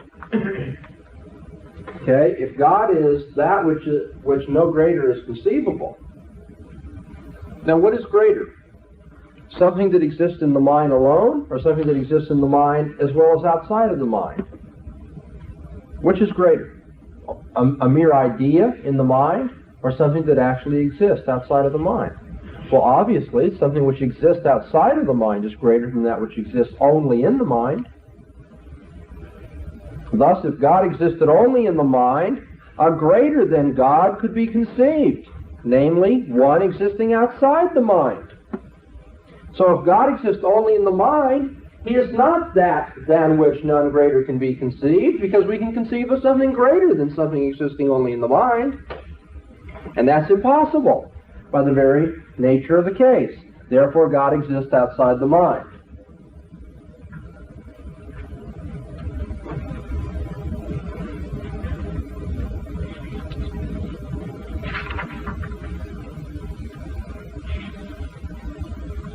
Well, what do you think of that argument? Well, what kind of God is he talking about that exists beyond the mind? He says, did you say a God? Use that article before. So, if he's saying there's a God that we can't conceive beyond that which we can conceive. Is that basically what you're saying? No, what he's saying is that the greatest type of being we can conceive must exist. Because he wouldn't be you can conceive of something in the mind, conceive of something outside the mind. Obviously, something that exists outside the mind is greater than something that exists only in the mind. And if God is the greatest thing you can conceive of, then he must exist outside the mind, or else he wouldn't be the greatest. Because you can always conceive of something greater than that which is only in the mind. All right, then he's trying to separate that which is purely thought to that abstract, to that which is in some sense concrete. That's the point. He's arguing from a conception to an extramental existence. From something which is mental to something which is actual. Of course, here, mental things are actual also. We mean by actual, extramental, beyond the mind. Is he saying then that the simple fact that we can conceive of an infinite God and we're finite, that we, being finite, couldn't conceive of something of our own selves, so there has to be something infinite outside of ourselves to put that thought there? Now, this is an interesting question. Pay very close attention to this. Descartes reformulated the ontological argument somewhat along those lines that you're suggesting. How could a finite mind conceive of an infinite object? God must exist to have put the idea into the mind, because the finite mind would never have thought of the infinite. Okay. Now that is not purely an ontological argument. So you see that really rests upon the cosmological argument. That is, where would we get the idea of an infinite if we are finite? Okay, there can be nothing in the effect that is not already in the cause. So there must be an infinite cause to the idea of this idea. So Descartes kind of shifts around on the ontological argument and combines it with the cosmological argument, saying, the thought of God requires God to account for the very existence of the thought. How could we have thought of an infinite God if there weren't an infinite God to have put the idea into our finite minds? That's something of a Cartesian version of the ontological argument, and we're not going to pay any more attention to it than what I've just said. It is, in fact, resting for its validity on the cosmological argument, which we'll look at on another day. Let's go back now to the ontological argument, Anselm's purest version of it, if you will, where it says the very conception of God as that which is the greatest, the most perfect, requires that he exists outside the mind, because if he didn't exist outside the mind, there'd be something greater than him. Two problems I see. The result does not lead to the Christian conception of God necessarily, but rather it can allow for superstition, a pantheistic concept of primitive people that they conceived of something. Their greatest concept was the sun controlled everything. Yes. I think that what is being expressed here is a form of Christian critique of the ontological argument, that it doesn't show the distinctive Christian God to be the one that exists. And some would resist that, of course, and for reasons that I'll show you later. He is actually, I think, trying to argue within a Christian world and life view. And so he's not going to grant that God, apart from the Christian God, has this conception of greatest perfection. However, what you're saying is that if a man just wanted to reason straight out on autonomous, self-sufficient, humanistic premises, that he wouldn't necessarily reach the Christian God, even if this argument was a good one. I think you're right. Yes? Right in the very first presupposition, I see a problem in, based on what was said before, the finite mind conceiving of the infinite. Is the finite mind indeed capable of conceiving the infinite? Well, or is that given?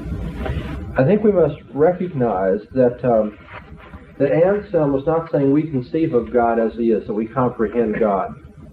What he's saying is that we know in a formal sense that God is the greatest. And we may not be able to comprehend his greatness, but we can comprehend the statement that he is the greatest. You understand the difference? It's one thing to say that is the largest box in the world sitting out there in the parking lot. Another thing to be able to lift the box. And now that's a poor analogy, but Anselm would say it's one thing to say that's the greatest concept that we have, and another thing to conceive of everything God is. He wouldn't have to say, I know everything about God, I have conceived the infinite, to say nevertheless that whatever God is, he is infinite. So he's simply saying this is the greatest being there is, the most perfect. And if he's going to be the most perfect, he must also exist, because something that doesn't exist would be less perfect than something which is thought of only. Then at least it doesn't define God yet. That's right. It doesn't attempt to define God, except that he has the highest perfection. Okay, let me. I realize, of course, that this seems to be an argument that is just playing with words. A lot of people, it seems like. There's just something wrong with this. It's much too easy. As some people have said, you just can't define God into existence. And it appears that God is just being defined as existing by means of this argument. But before we look at the criticisms of it, I do want to restate it for you and make sure that we've understood it properly. As I've said before, the argument here is turning on entirely turning on the concept of God. Anselm first defines God as a being than which none greater can be conceived. God is then, by definition, the greatest being conceivable, not merely the greatest being that happens to exist. God isn't just the greatest of the things that happen to be around. He's the greatest of anything you can conceive of. If it were possible to think of a being greater than the greatest that actually is, then, according to Anselm's definition and its implications, this greatest actual being would not be God.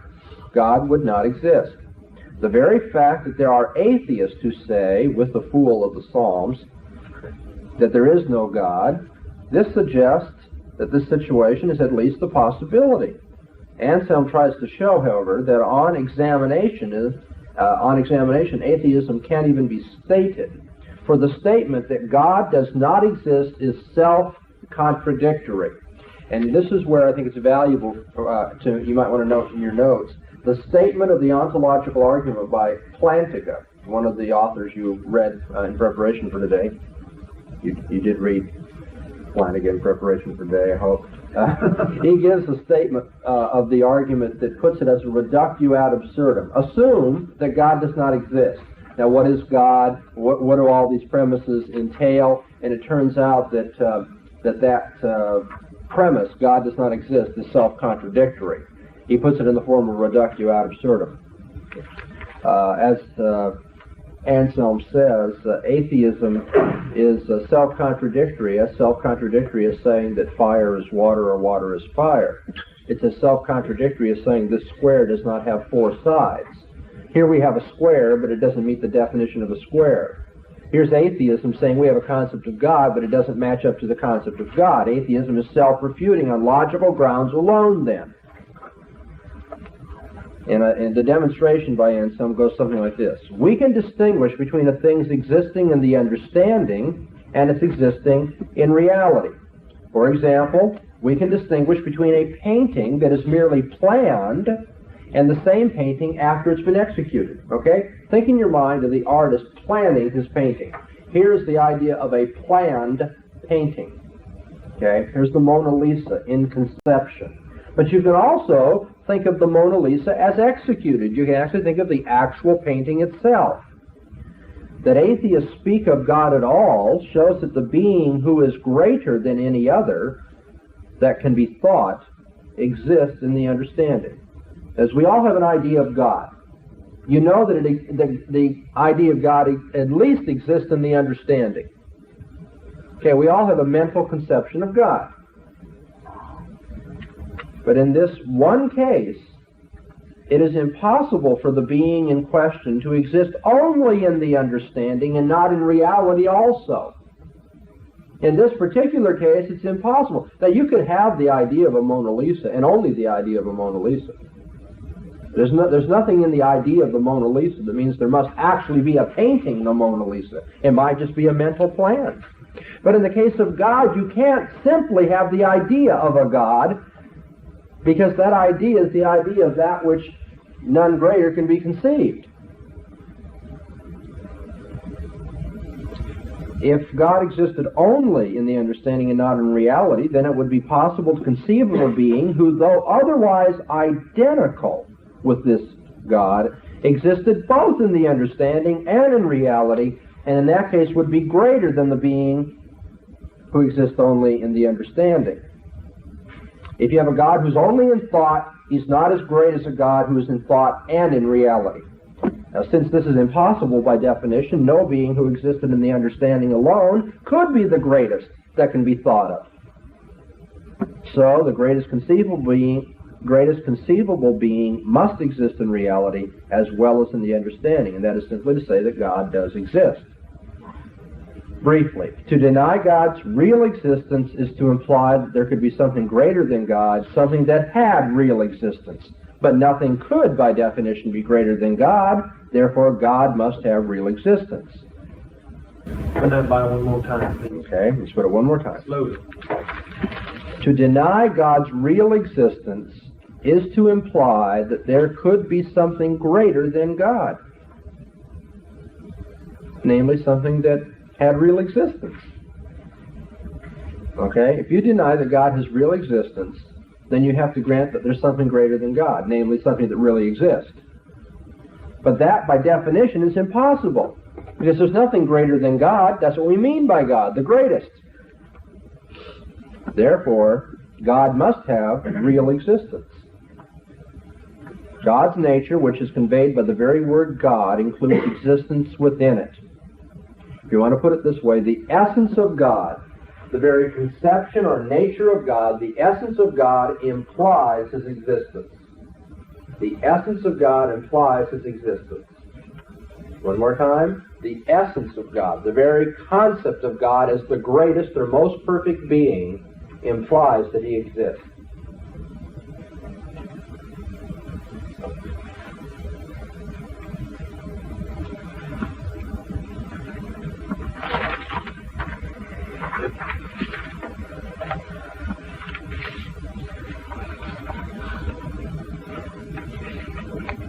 Now, this argument, from a Christian perspective, can be interpreted in a couple of ways.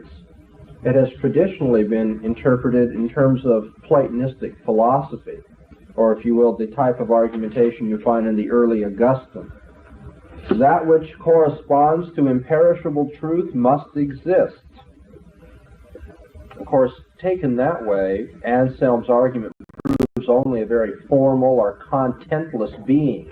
He doesn't prove the God of the Scriptures, as we've said already. And it's, of course, true that the ontological argument can be used, and indeed has been used historically, to prove almost any kind of ultimate. Whatever a person takes to be his ultimate concept or being in life, he can call his God. So compare the different kinds of gods that are proven by this type of reasoning in Spinoza, Descartes, Hegel, Malcolm, Hartshorne. I mean, you have process philosophy, analytical philosophy, idealistic philosophy, rationalistic philosophy, pantheistic philosophy, all of them using the ontological argument to prove their ultimate. Why is it that this argument can prove so many different kinds of gods, if it proves anything at all? Well, I think the reason for that is that the concept of perfection is by its very nature a value judgment or a value term. To say something is perfect is to say that it has a certain value about it. It's a value-laden judgment. And of course, what has highest value is going to differ from thinker to thinker. And that's why the ontological argument is so slippery. It can be used for pantheistic purposes, be used for rationalistic purposes, be used for allegedly Christian purposes. It all depends on what your idea of perfection is. And remember I said as we started to study Anselm, you find this curious mixture of oil and water in Anselm. On the one hand, he wants to be a presuppositionalist. I believe in order to understand. Then on the other hand, you get this strange rationalistic, Platonistic emphasis in him as well. And we find that in other writings, and to a certain degree, I think we might detect it in this kind of reasoning.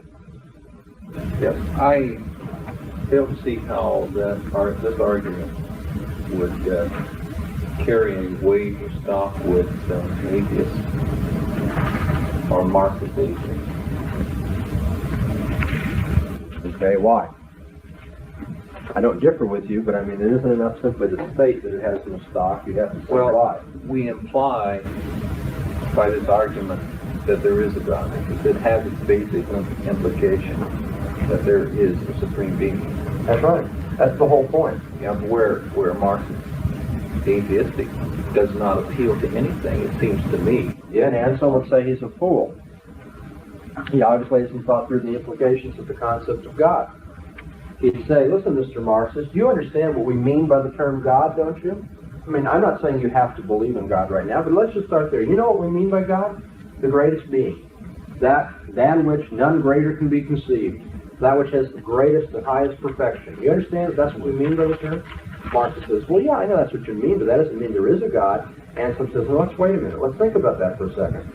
Is a God that is in the mind only greater than a God who's in the mind and in reality? The Marxist says, well, no.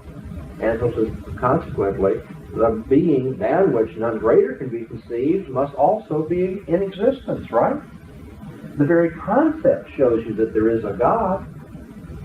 Now, to my way of thinking, if I were a Marxist, I would then turn around and say, that's right. I think the greatest exists. I think that which is most perfect exists. I don't happen to think it's the Christian God, however. I think it's the materialistic world. That's the greatest thing, because that's what has highest value for me.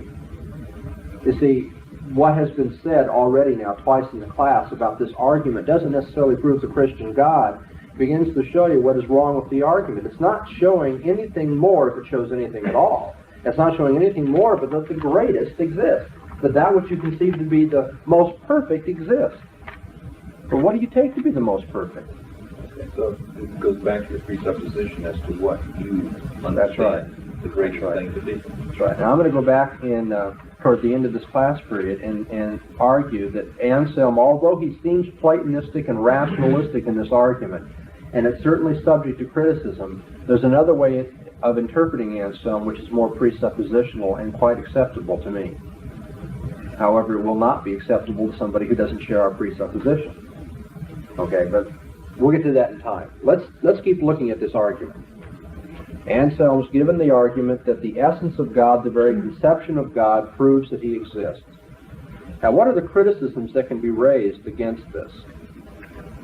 Well, on the first hand, we have to ask whether the very concept of a being than which none greater can be conceived is a coherent or meaningful concept.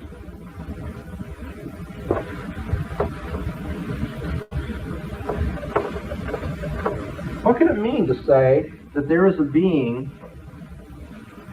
for which there is no greater conceivable? What does that mean? Let's ask ourselves if this is a meaningful idea. Many people have found the idea devoid of clear meaning.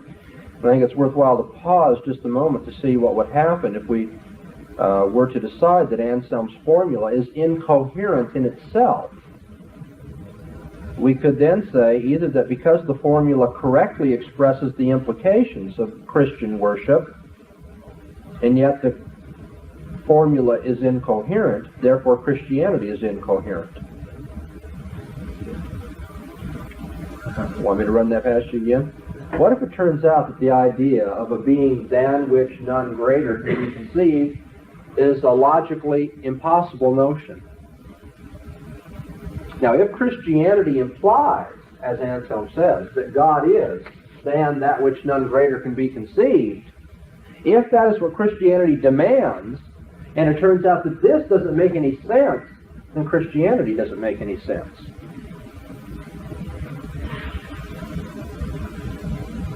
Or somebody could say that because the formula is incoherent, that is, because this formula doesn't make any sense, and yet Christianity is true, therefore Christianity doesn't imply this formula for God. Okay, what I'm trying to get across is how very important it is to decide whether it's coherent to say that that's what God is. Because if it's not coherent to say that that's what God is, then either Christianity is incoherent because it implies the formula, or this formula doesn't prove the Christian God. On either score, Anselm would have failed in his attempt then to give a Christian argument for the existence of God. Well, so is the formula coherent or is it not coherent? Let's explore further what the phrase, a being than which none greater can be conceived, could mean. What would a supremely perfect being mean?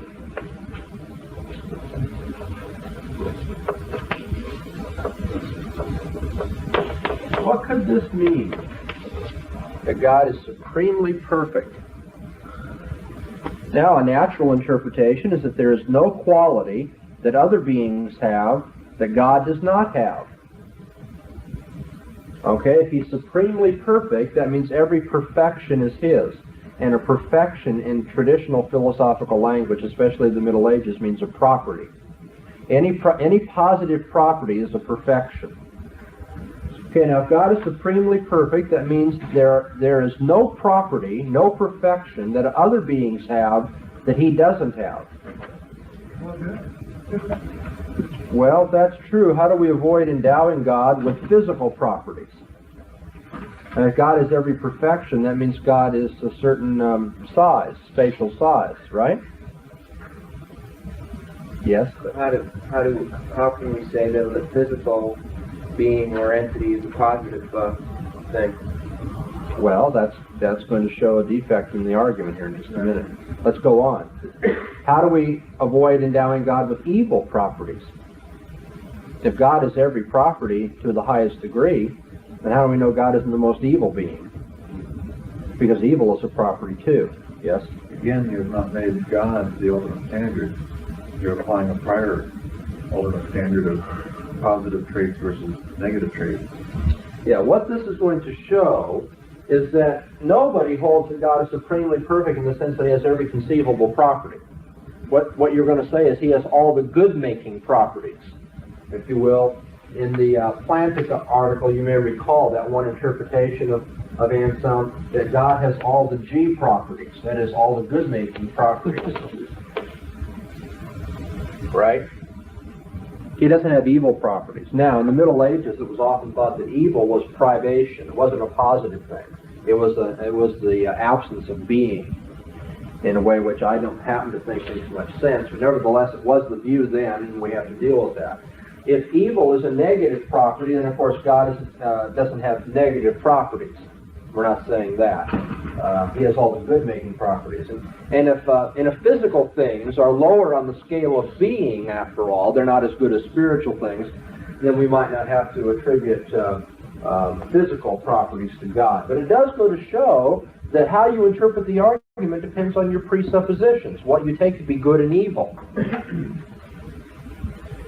So to avoid the implications that we've been talking about, we're forced to resort to denying reality to evil properties, or claiming that although God has the properties of physical things, he has them in a higher non-physical way, analogically. And you begin to squirm a little bit using this argument. A way of avoiding such problems is to stress that the word greater in our definition, as we've said, is an evaluative word. It's a word having to do with values. So that one being could be greater than another and yet be without some property the other being has, if it is in some way better, for example, morally better, not to have that property than to have it. And so we might think of a being that has deceit and a being that does not have deceit. And we would say the being without deceit is better. It doesn't have all the possible properties, but it's still a better being. Let us assume then for present purposes that God's being greater than any other being that can be thought of means at least that he lacks no qualities that could be regarded as making a being who had them superior to a being that did not have them. Or to say it very simply, that God has all the G properties, all the good-making properties of things. The definition of God still seems to suggest something about the degree to which God has his qualities, though, that he must have them to an unsurpassable degree. God is not merely good, he is unsurpassably good. But the whole idea of God having a property to an insurpassable degree has its own inherent philosophical problems. Some attributes, for instance love or power, seem to have no upper limits. There doesn't seem to be an upper limit to love or to power. Whereas other properties like truthfulness do seem to have ceiling limits. They have limits to them. Let me explain. Once somebody has been conceived of as invariably and completely truthful, you can't conceive of a being that is more truthful than that. It makes no sense to say that somebody is more truthful than a being that is always truthful. See, there's a limit to the idea of an unsurpassed truthfulness doesn't seem to be very sensible. It's doubtful whether it means anything to claim that God has limitless qualities then, to a greater degree than any other being does. Because then you have to start specifying in what sense qualities have limits and so forth and so on. Well, we began our first criticism then is, what does it mean to say God is supremely perfect? We begin to see some problems here, don't we? We see that it all depends on your presuppositions, what you mean by the good-making properties, how you define properties, what do you mean by unsurpassable perfection, questions of that nature. But then there's a further kind of problem. Gonelan, the monk who wrote against Anselm, suggests a number of arguments that time prevents us from going over in our readings. But nevertheless, the key argument is what might be called a reductio ad absurdum of Anselm's argument. That is, he takes Anselm's premises, his manner of arguing, and deduces an absurd conclusion from them. A reductio ad absurdum, showing there's something wrong with the argument because it proves far too much. It proves absurd things too. We've had some question about what a supremely perfect being might mean, and now we have some questions about the reductio ad absurdum that's involved in this argument. Gonelan said, well, I can think of an island that is the most perfect island. Now, obviously, the thought of the island is less perfect than the existence, the real existence of the island. And therefore, using your premises, the lost island must really exist. Anselm? the lost island being a traditional literary feature in his day. The idea of an island no man has ever inhabited. It's perfectly endowed with all the most luscious fruits and the perfect weather, unlike Ashland, Ohio, and other sorts of things. And so Ganelon says to Anselm, it does seem, therefore, that the very concept of this island proves the existence of the island, which is absurd. Therefore, how can you argue from the very concept of God to the existence of God? Okay, Anselm attempted to answer that argument, but I just want to list for you now some of the major problems we have with it, and then get on to a better way of looking at the situation.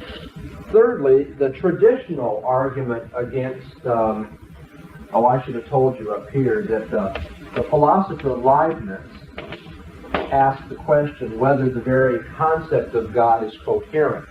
He says you must first be convinced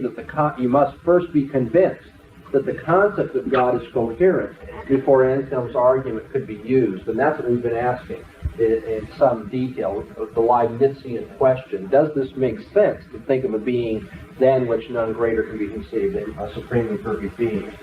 And then, of course, the monk Ganelon is known for his reduction ad absurdum of the argument. And then the traditional argument that has come down from Enlightenment philosophy against the ontological argument is Kant's argument that existence is not a property in the first place. And therefore, if it's not a property, it's not a perfection. And if it's not a perfection, you can't argue that the most perfect being necessarily exists, because existence is not a predicate, it's not a property.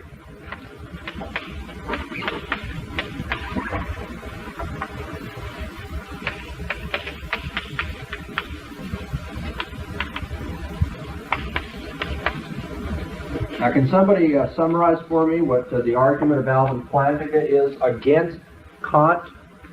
Let me just explain what Kant is getting at here. Our argument is God has all perfection, which is to say all properties of the good-making sort, okay? Existence is a property, therefore God has existence, or God exists. But now Kant is challenging this second premise, that existence can be counted as a property. He says existence is not really a property. It doesn't add anything to the concept of something. You conceive of the most perfect island, and you see the most perfect island, and in the concept of an existent most perfect island, and the concept of a simply hypothetical most perfect island, there's no difference. Existence doesn't add anything to the idea.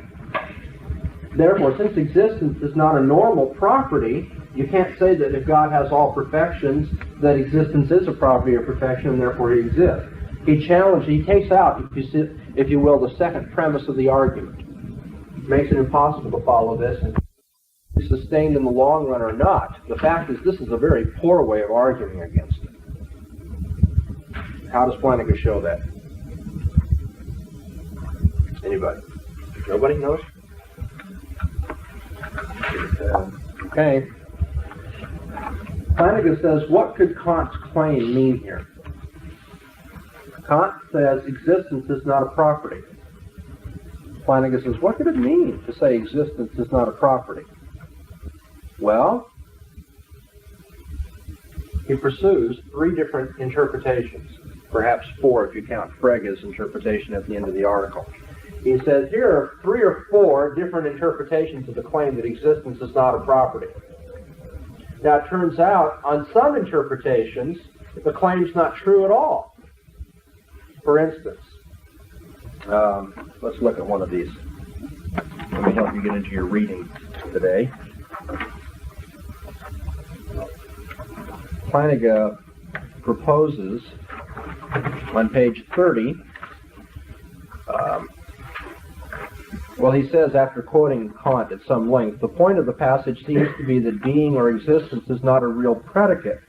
But, now skipping down, but what is the content of a concept or of an object? In what ways do objects or concepts have content?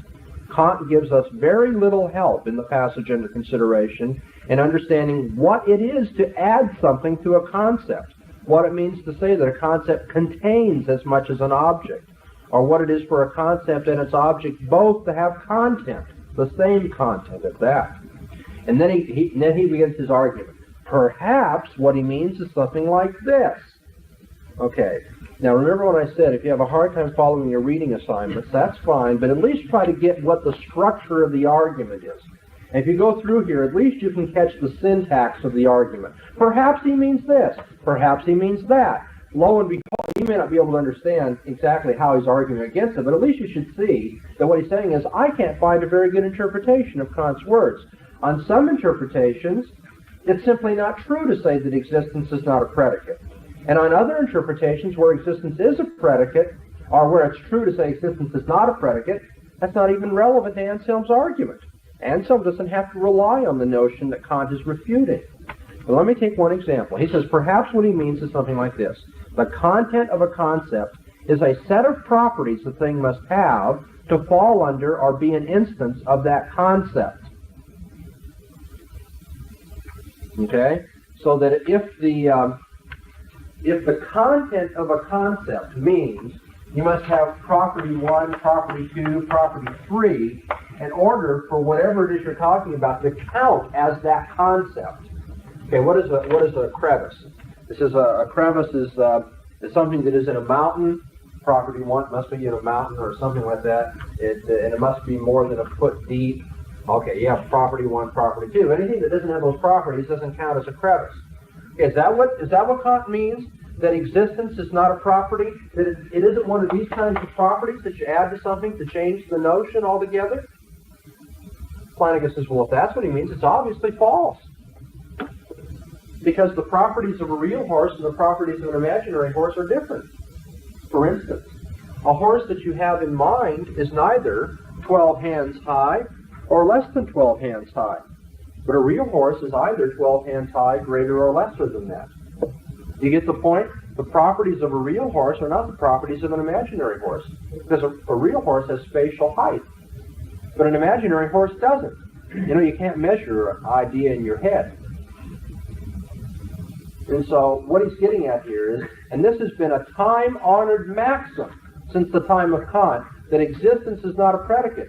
Flanagan says, well, that's really a silly sort of thing to say, isn't it? If you take it on this interpretation. Then he proposes another interpretation. He says, at the bottom of page 31, now perhaps Kant means to point out that existence differs from pinkness in the following respect. He says maybe it's not a regular kind of predicate, like pinkness. Something being pink is a predicate.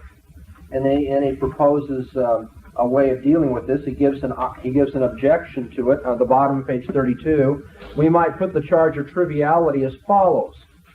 And now what he's saying is, okay, on a second interpretation of Kant's argument, we can reduce it to triviality.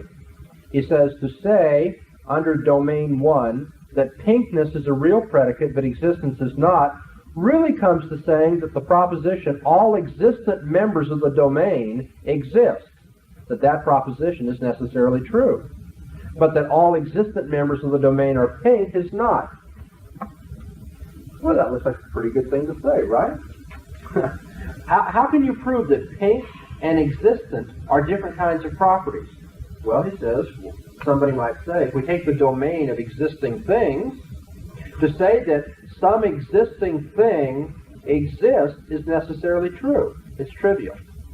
But to say that some existent thing is pink or not pink is not trivial. That's really to say something. And so that appears to make Kant look very good. He has proven that existence is no normal predicate. It's not a regular property. But then Flanagan goes on to say, this is indeed so. But it seems no more illuminating in the present context than the parallel remark that can be made, that although all pink members of the domain are pink is necessarily true, all pink members of the domain exist is not necessarily true. That's the end of that. He's done an excellent job of reducing this argument to nothing. What he says, Kant, you're just getting at the obvious claim that all existing things exist, but not all existing things are pink. But we could also say all pink things are not necessarily existent, but all pink things are necessarily pink. Okay, so if I have the concept of a pink wall, it necessarily is pink. But the concept of a pink wall doesn't necessarily mean the wall exists. And therefore, the idea that existence is a property different from normal properties doesn't pan out. Well, then he turns to another proposal for interpreting Kant's argument, and he says, well, now this one seems to work. This one seems to be fairly good. But then he adds this devastating addendum that although that is a good argument, the interpretation of existence proposed, making Kant look good, has nothing to do with Anselm's argument. Anselm doesn't use that concept of existence, and therefore Kant's argument doesn't touch him. Okay. Now that's about all I'm going to get into Kant, because I realize not all of you are Kant scholars or philosophical scholars are necessarily interested in all those things. But I do want to point out that the traditional argument by Kant is that existence is not a property, therefore you can't conclude that a most perfect being necessarily exists. And that Mr. Plantinga, Dr. Plantinga here, has shown that this claim by Kant is susceptible to many interpretations, not all of which are true, and the ones that are true are not relevant to Anselm. Okay, now in your reading you also find an attempt to resurrect the arguments used by Anselm, this attempt being made by Norman Malcolm, a Wittgenstein scholar and an analytical philosopher in America of no mean reputation, one of the best-known philosophers in America in the last 20 years. And it was rather devastating to the philosophical world when Norman Malcolm came out defending the ontological argument, which everybody had just poo-pooed for years now, saying you can't define God into existence. And so Malcolm says that Anselm reformulated his arguments after Gonalon dealt with them.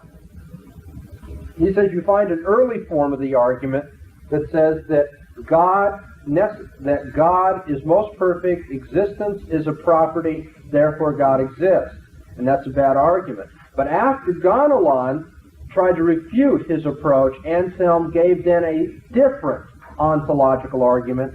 And this one uses the concept of necessary existence rather than simple existence. Okay? Malcolm says Anselm finally got around to stating his case better by saying that the concept of a necessarily existing God calls for the real existence of him, not just the concept of a God that has most perfection, and that includes simple existence. To put it very simply for you now, the first form of Anselm's argument appeals to existence as a property or predicate, but in the reformulation of the argument, Anselm dealt with necessary existence. It is a different notion of existence. It isn't that God has just simple existence like any other object. He has necessary existence. And so Malcolm tries to resurrect this argument with the new concept of necessary existence. And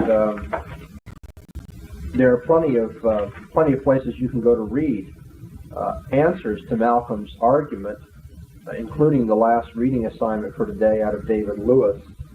And my own personal conviction is that most of the people who have argued against Malcolm's reformulated ontological argument are probably right, that too is mistaken. But that takes us well into the notions of modal logic and so forth that I don't think any of us are interested in following right now.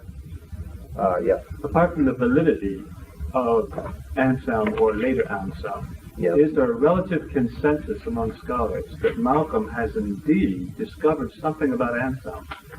No, that is up for grabs too. That's up for grabs too. Yeah, there are some people who argue that Anselm did not reformulate his argument, and people who say he did. Malcolm says he did, and tries to do better with the necessary existence argument. Do you have a hunch about Anselm? I don't think he did reformulate his argument. Okay, but if you ask for a consensus of scholars, believe me, I'll have everybody in the philosophical world coming down on me if I claim there was. No, that's just hotly debated. Did Anselm change his argument? And then those who believe that he did, what is his argument? And then after that, there's arguments as to whether that's a good argument or not. So it's really up for grabs. But now what does David Lewis argue against Malcolm here? Very simply, David Lewis looks at the claim that a perfect being exists in our understanding. Now, do you all recognize that premise? That's one of Anselm's premises, right? He says, God is, by definition, the being than which none greater can be conceived. Now, he says everybody has this concept of a perfect being in his understanding. Okay, everybody's got that concept in his understanding. Now, if God exists only in the understanding, then he's less perfect than a being that exists in the understanding and outside the understanding. Therefore, he must exist outside the understanding as well. Okay, we've said that over and over and over again. But my point is, this is one of the premises there, that we all have the concept of a perfect being in our understanding. We have the concept of a being than which none greater can be conceived, the most perfect. Now, David Lewis, you see, goes to work on that, which seems to be a stepping stone in Anselm's argument, but he tries to pull that away, and he says, now, what about that premise? Do we have in our understanding the concept of the most perfect being? And he says, how are we to understand that premise? And he proposes, in broad strokes, two ways of looking at it. What do you mean that this being is the greatest or the most perfect? The being than which none greater can be conceived. He says, now that might mean than which none greater can be conceived in some possible world. The greatness of this God is that he's the greatest being in any possible world. His highest perfection is he is most perfect in any possible world.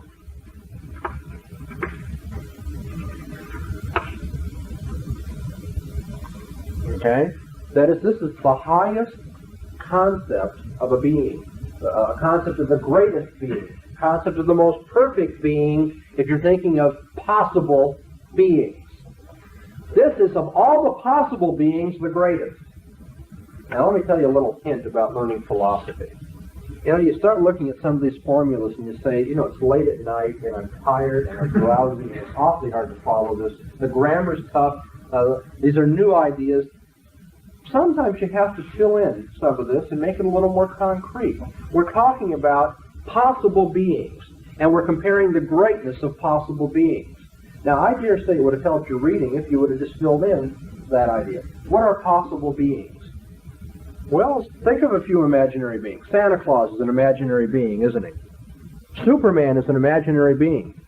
Batman is an imaginary being.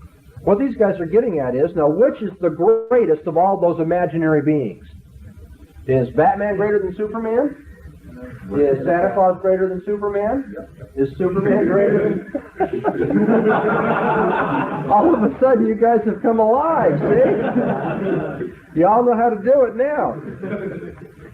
Getting back to Anselm, however, he's saying, David Lewis says, Anselm claims that a perfect being exists in our understanding. We have the concept of the most perfect being. Now, Lewis says, does he mean by that the concept of that being which is most perfect in all the possible worlds? Is it kind of like, is he greater than Batman? That is, which is the greatest of the imaginary beings? In all the possible worlds, which is the greatest? Okay, now that's one interpretation of what Anselm's saying. He's saying we all have the concept of the greatest possible being. But if you see, if the greatness of this being is the greatness in possible worlds, that doesn't prove that he exists at all.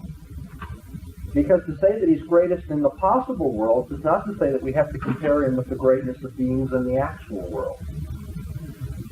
So Lewis's point is, if that's how you interpret Anselm, then the conclusion doesn't follow from the premise.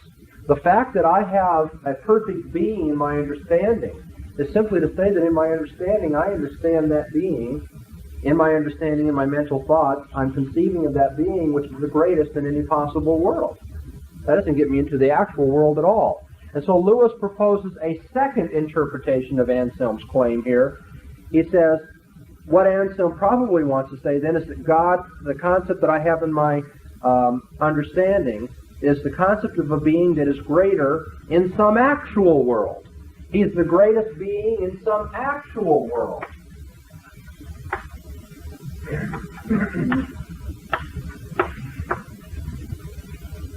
Okay, what is this being that I'm thinking about, Anselm? Is it the being that is the greatest in any possible world? In which case, it doesn't have anything to do with your conclusion. Or is it the being that is the greatest in some actual world? The greatest actual being in our world? And Anselm, if that's what you mean, then you have to give us some reason to believe that God is the greatest being in our actual world. God is that than which none greater can be conceived, none greater in our actual world. But then, Anselm, you see, you're begging the question, because maybe there is no greatest God in our actual world. Yes. Is there more than one actual world? Because if there's more than one actual world, then no, there's not more than one actual world. That doesn't make any sense. Dual reality? No.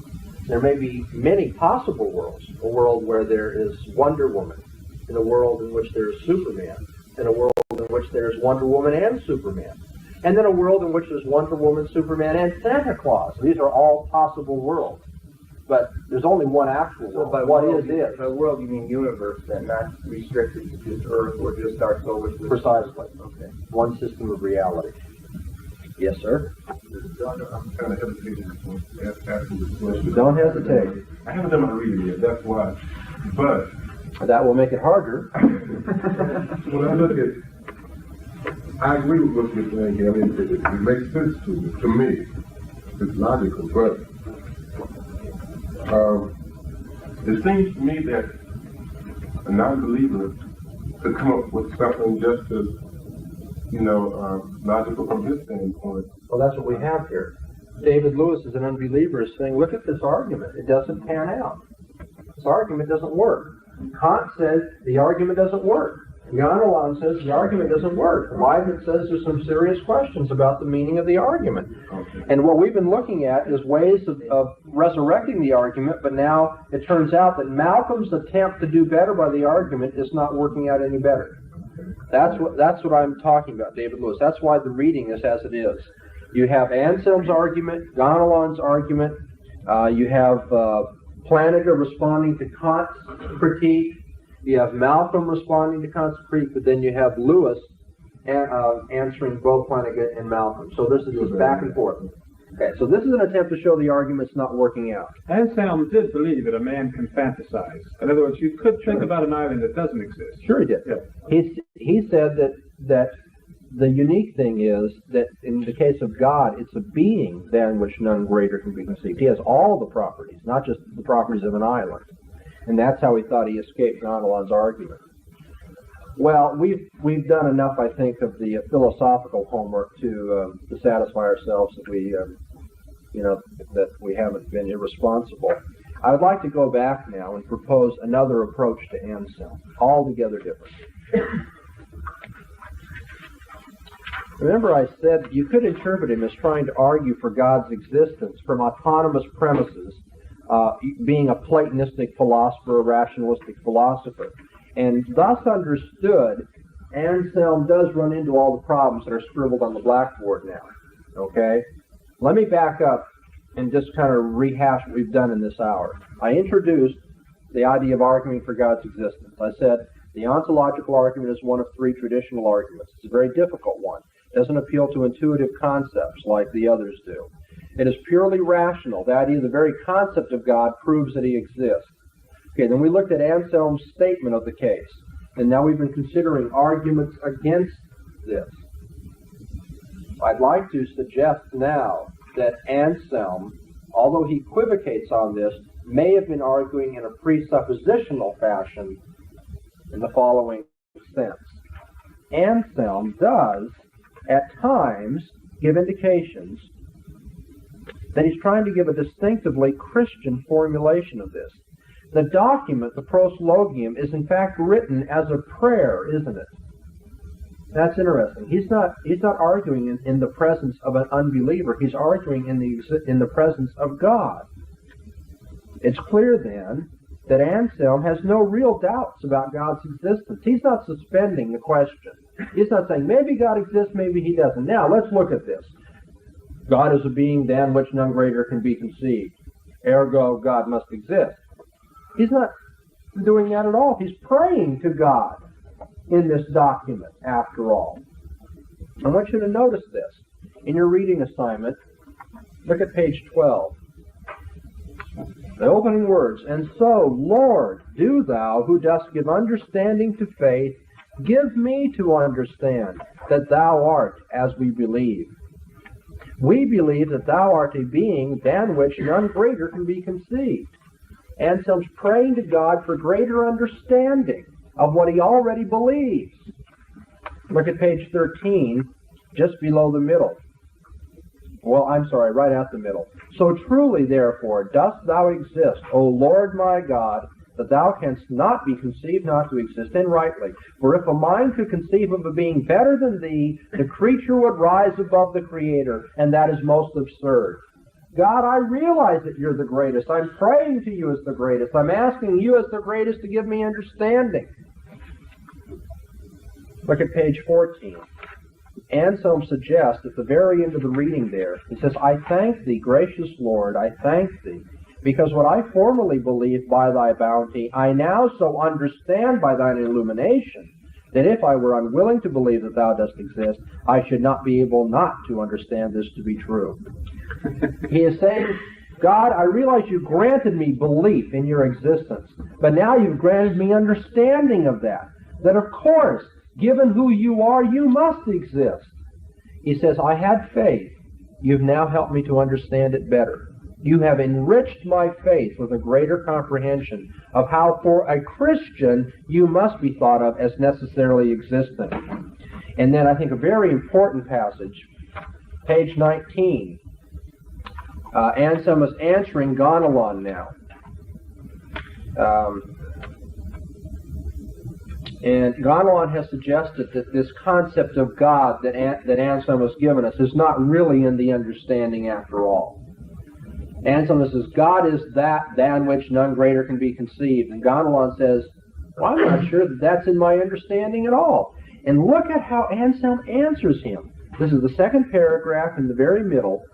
He says, but I call on your faith and conscience to attest that this is most false. He says, I call upon your faith, I appeal to your conscience. You know very well this is what we mean by God. Gonalon? He says, you're a monk. You haven't got the right to suspend belief in God as we're arguing these points. Now, that's very strange, isn't it, in a philosophical argument? Now, I don't want to suggest that Anselm is a purist here. I don't want to suggest something that isn't true. He does seem to be going back and forth between a presuppositional and a rationalistic approach to this. But all I'm suggesting is that there are some strong indications here that he's arguing as a presuppositionalist, as one who presupposes belief in God and then goes about to try to understand it better and more philosophically.